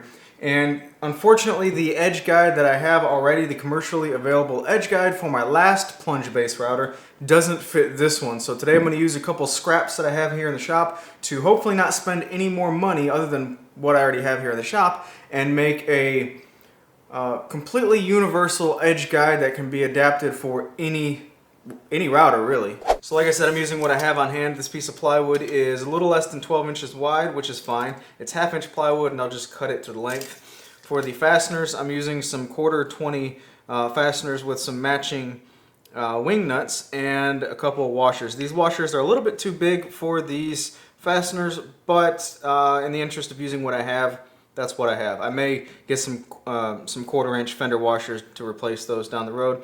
And these are a little bit long, so I'll cut them to length, again, using what I have on hand. First thing I'll do is cut the plywood to an appropriate length, and then mark out all of the cuts needed for this particular jig. I'm cutting out the adjustment slots on the bandsaw, and to make sure that both slots are identical, I'm making the first cut to both slots first without moving the fence, and doing so by just flipping the board end for end after the first cut. Then I can move the fence to the second position and make the second cut and repeat flipping the board over to get the second cut perfect on the second slot. To finish out the slot, I'm using a slightly oversized drill bit to connect both bandsaw cuts and release the interior material of the slot. For the adjustable parallel guides, I'm using a couple pieces of scrap oak.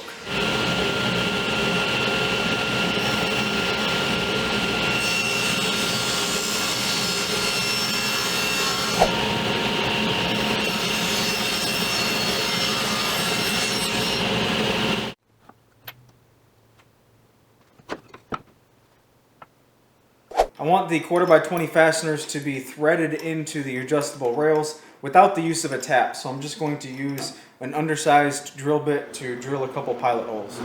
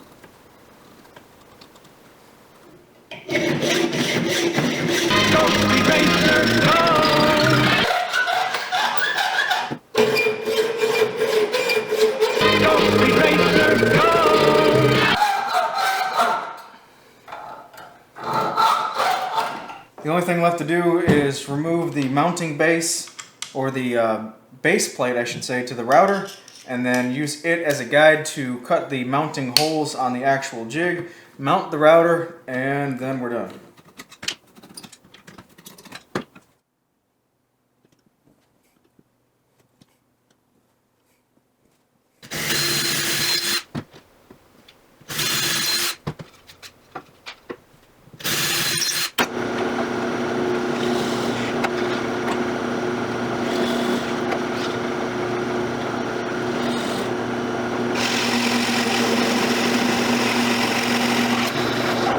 So all you gotta do is mount it and use it. And what I really like about this jig is that you can use it on any router you want. Just attach whatever router base you're using to this particular jig and go ahead and use it. So if I wanted to use my my small trim router, then you just attach it with whatever mounting holes are needed for that particular router base. It's not specific to this particular router.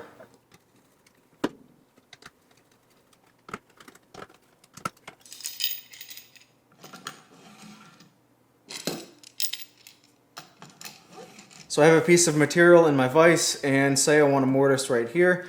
Then what you can do is set the jig into place, drop the bit where you want it, and position the whole base front and back so that the bit will cut where you want it to cut. Then loosen the front guide, push it into place, lock it down. Loosen the back guide, put it into place, and lock it down. And then once you have both guides set so that the bit is where you want it, then all you have to do is worry about plunging up and down and then moving left to right. This will track left and right on the workpiece and not wander front to back at all.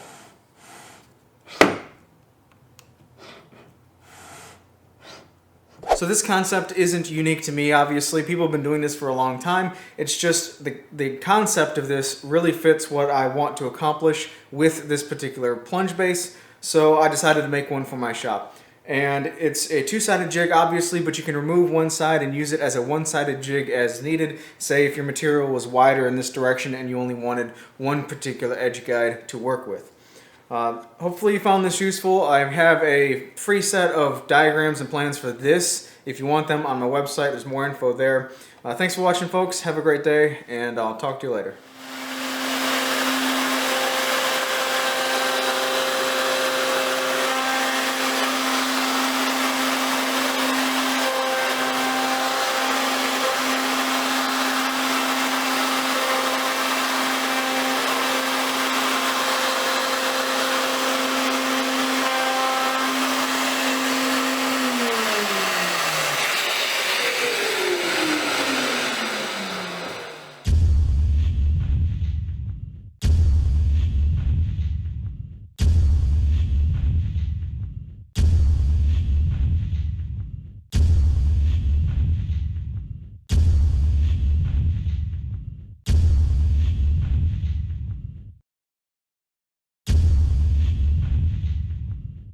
The most common type of table saw spline jig that I've seen are those that straddle your table saw fence and slide forward and backward. And they're absolutely perfect for thinner stuff such as picture frames or solid panels.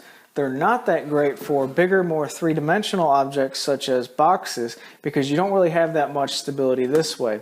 So for an application like this, you're going to want to make a sled that has a 45-degree back face and a 45-degree front face. And that's the particular style spline jig that I'm going to make today. Typically when you have a small decorative box or like a picture frame, you have the grain direction going into the miter from both sides. And what that does is it creates an end grain to end grain glue connection, which isn't that strong. So the purpose of a spline is to cut away at the material, and you're introducing a long grain to long grain glue connection and a long grain to long grain glue connection, and obviously the spline is connected as well, so it greatly increases the strength of the otherwise not so strong end grain to end grain glue connection, and it also adds a nice little cosmetic decorative touch to your project as well.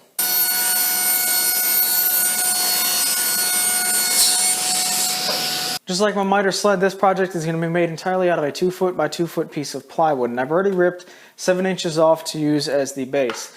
That leaves me with the remainder of my pieces being 17 inches long. Whenever you're using the included ruler with your table saw fence and a blade that is tilted, things can sometimes get confusing, but remember that a 45-degree angle is nothing more than an identical rise and run. So if I need a 4-inch piece along the top side of my miter, all I need to do is subtract the thickness of my material and set the fence to that measurement. So a 4-inch piece minus my thickness at 3/4 of an inch means I need to set my fence at 3 1/4 of an inch.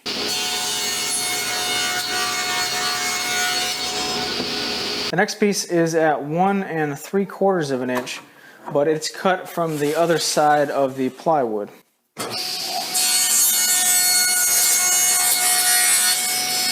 My resulting piece has a miter on both sides, and it really doesn't matter if they're matching or not. I've returned the blade back to 90 degrees, and now I'm just going to split this right down the middle.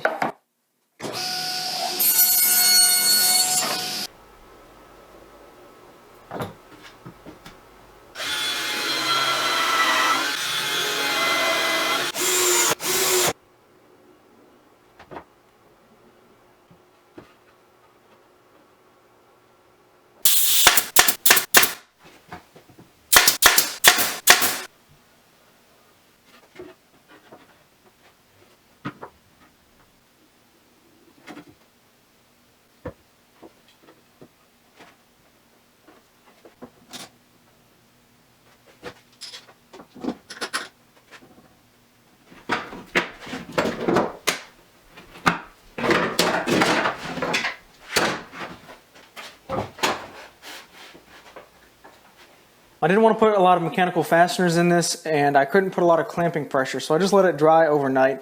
And at this point you can put a runner on it and use it as a sled, but instead I'm going to actually attach it to 2 of my miter gauges. This one came with my table saw, this one came with my bandsaw, and what that will allow me to do is, if for whatever reason I want to make an angled spline, I can just tilt my miter gauge and reattach it and adjust it as needed. I think I'm going to be making everything 90 degrees, but just not having a runner on the bottom will add that possibility down the road. I also don't want the blade right in the middle. I want to position it so that the blade is closer to one side, and what that will allow me to do is give me more room and more accessibility for a speed square to use as a stop block if I wanted to make repeatable cuts, such as a matching top and bottom spline.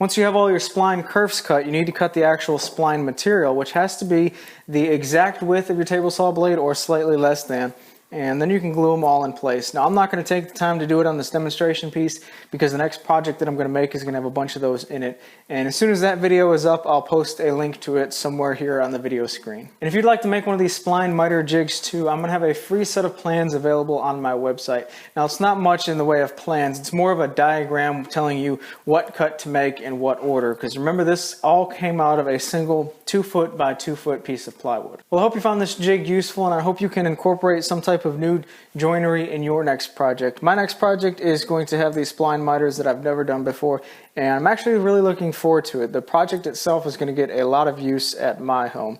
But anyway, thanks for watching and have a great day. In the beginning of last week's Bandsaw Scoop video, you saw a mattress that I found leaning up against a dumpster. I broke that mattress down, and this is all of the poplar that I'm left with. It's 3 o'clock in the afternoon on Saturday, and I normally post my videos on Sunday morning, and I have yet to even start a project. Things have been extremely crazy, and they're going to be crazy until about mid-August. So I think I'm going to press the easy button and recreate an old project. I made a pocket hole step stool. I think that was the second project I ever put on YouTube, and I currently need something to stand on to change the lights and reach high stuff here in the shop. So that's what I'm going to make today, a pocket hole step stool.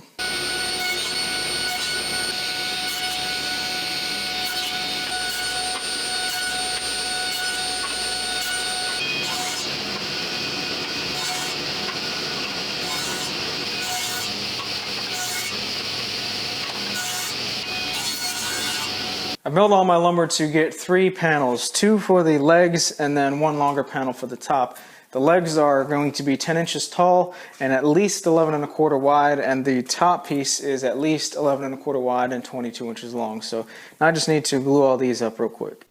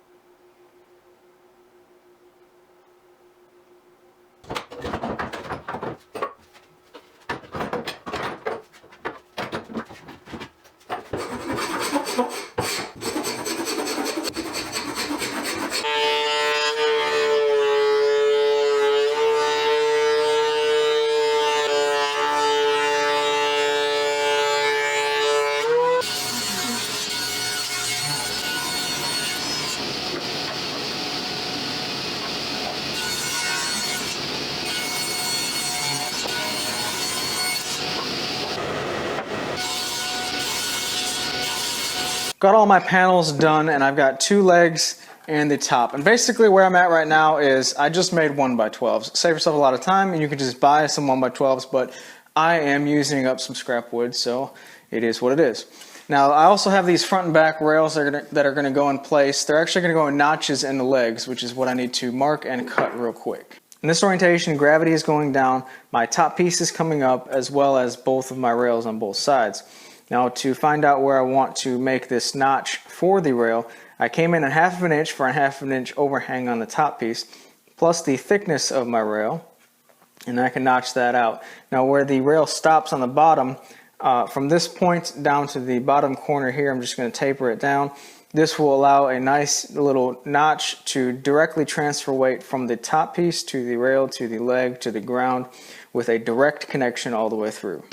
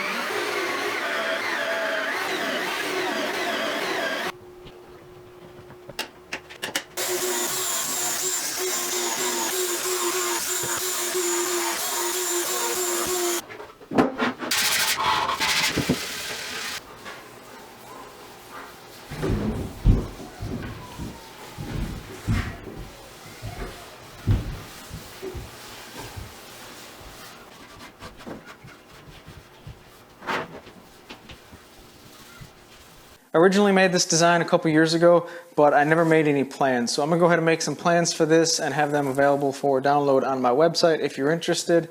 Thanks for watching, folks, and have a great day.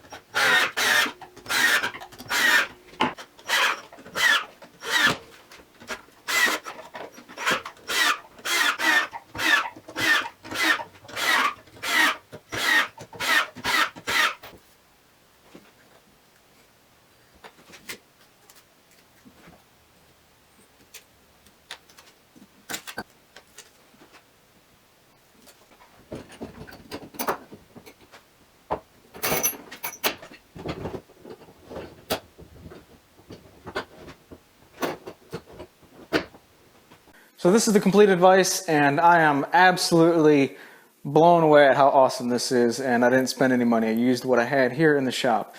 Something I didn't show you on camera is I mitered the front edges of this to match the back edges. I mitered these out of necessity because I needed more handle room, and it just looked awkward with the front not matching, so I didn't show you, but I mitered them as well. This bracing back here was originally going to be just a couple angled braces, but I figured if this is wasted space anyway, might as well have some spot to throw your tape measure or whatever else, whatever other tools you're working on. I've seen several of these online with either 3/4 inch pipe clamps or even some bar clamps, real heavy duty bar clamps.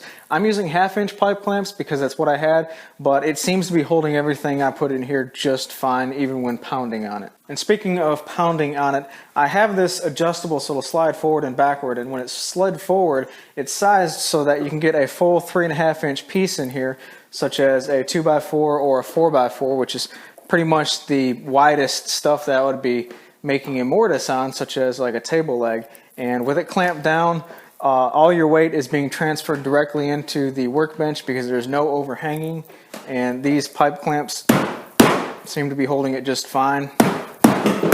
So if you can pound on it and it's not going anywhere, you can probably chisel out a mortise just fine. And when you have to do any type of end grain work, you can slide the whole assembly this way, and now the entire mechanism is overhanging, so you can work on the ends.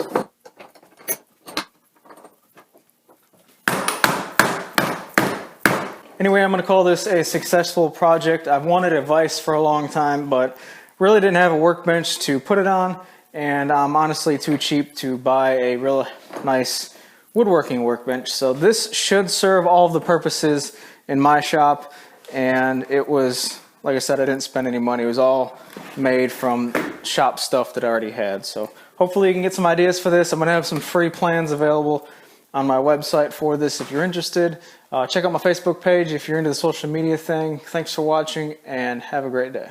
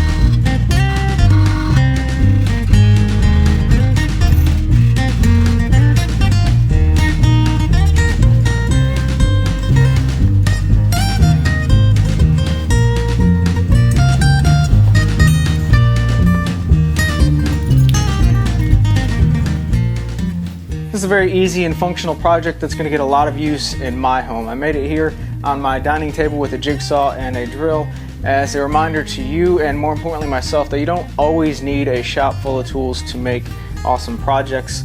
Not everything has to be incredibly complicated. I'm not going to put any finish on this because I want it to get a little bit used and abused, and then maybe I'll put some oil on it to kind of hold in that rustic charm. But other than that, it's very simple, very straightforward. I've got a mess to clean up, so thanks for watching and have a great day.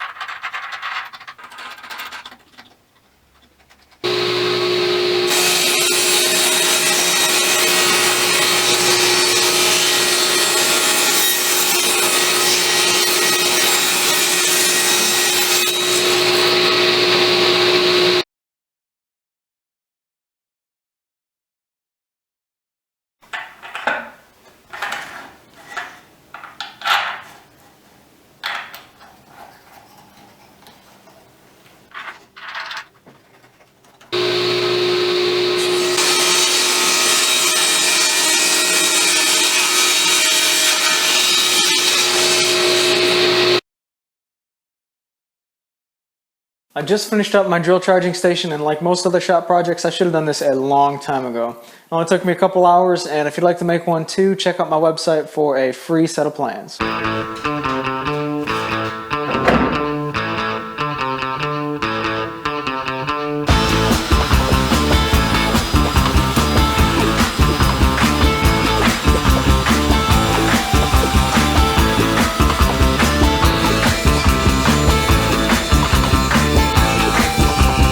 I've already transferred all of my layout construction lines as well as the cutouts to both of my side pieces. This will make assembly go by a lot faster. This top shelf up here will be for extra supplies such as bigger boxes of screws. The next piece to go in is this divider. It's going to have a little cutout here at the bottom so all of the cords can go underneath here and hide behind it. All of my chargers will fit on top of this shelf. Below that is a shelf with a bunch of cutouts, and the remaining fingers are actually what's going to hold the drills. And lastly, this bottom shelf will hold a bunch of these screw storage bins. So now I can just take it all apart, drill all of my pocket holes, and make all of my cutouts.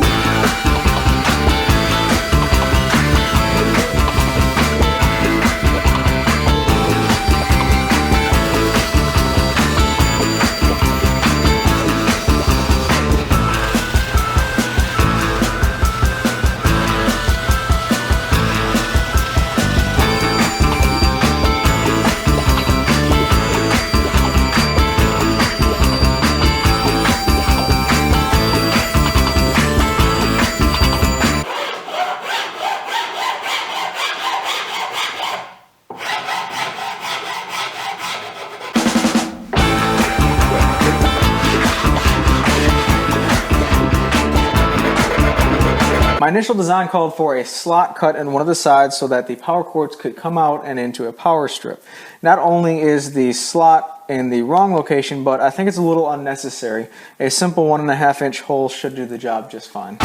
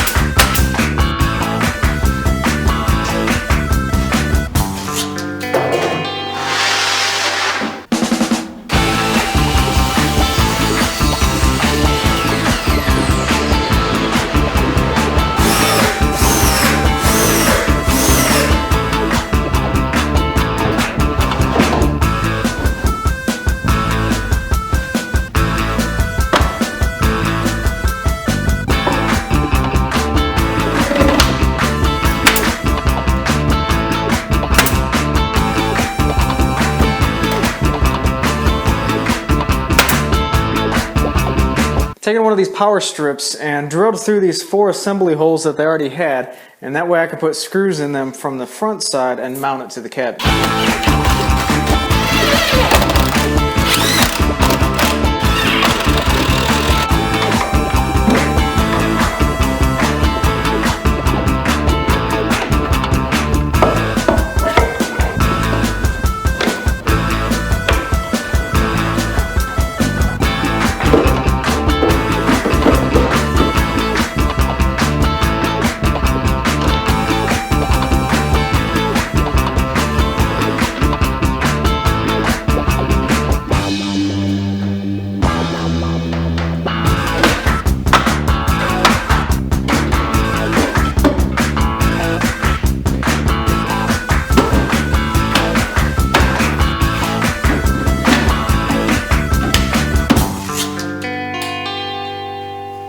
Don't forget to check out my website for a free set of plans for this drill charging station. It only took me about an afternoon's worth of time in the shop to make. If you're into the social media thing, check out my Facebook page where I post a lot of project updates throughout the week. I'm also on Twitter and Pinterest and Instagram and all them other good social media time consuming things. Thanks for watching, folks, and have a great day.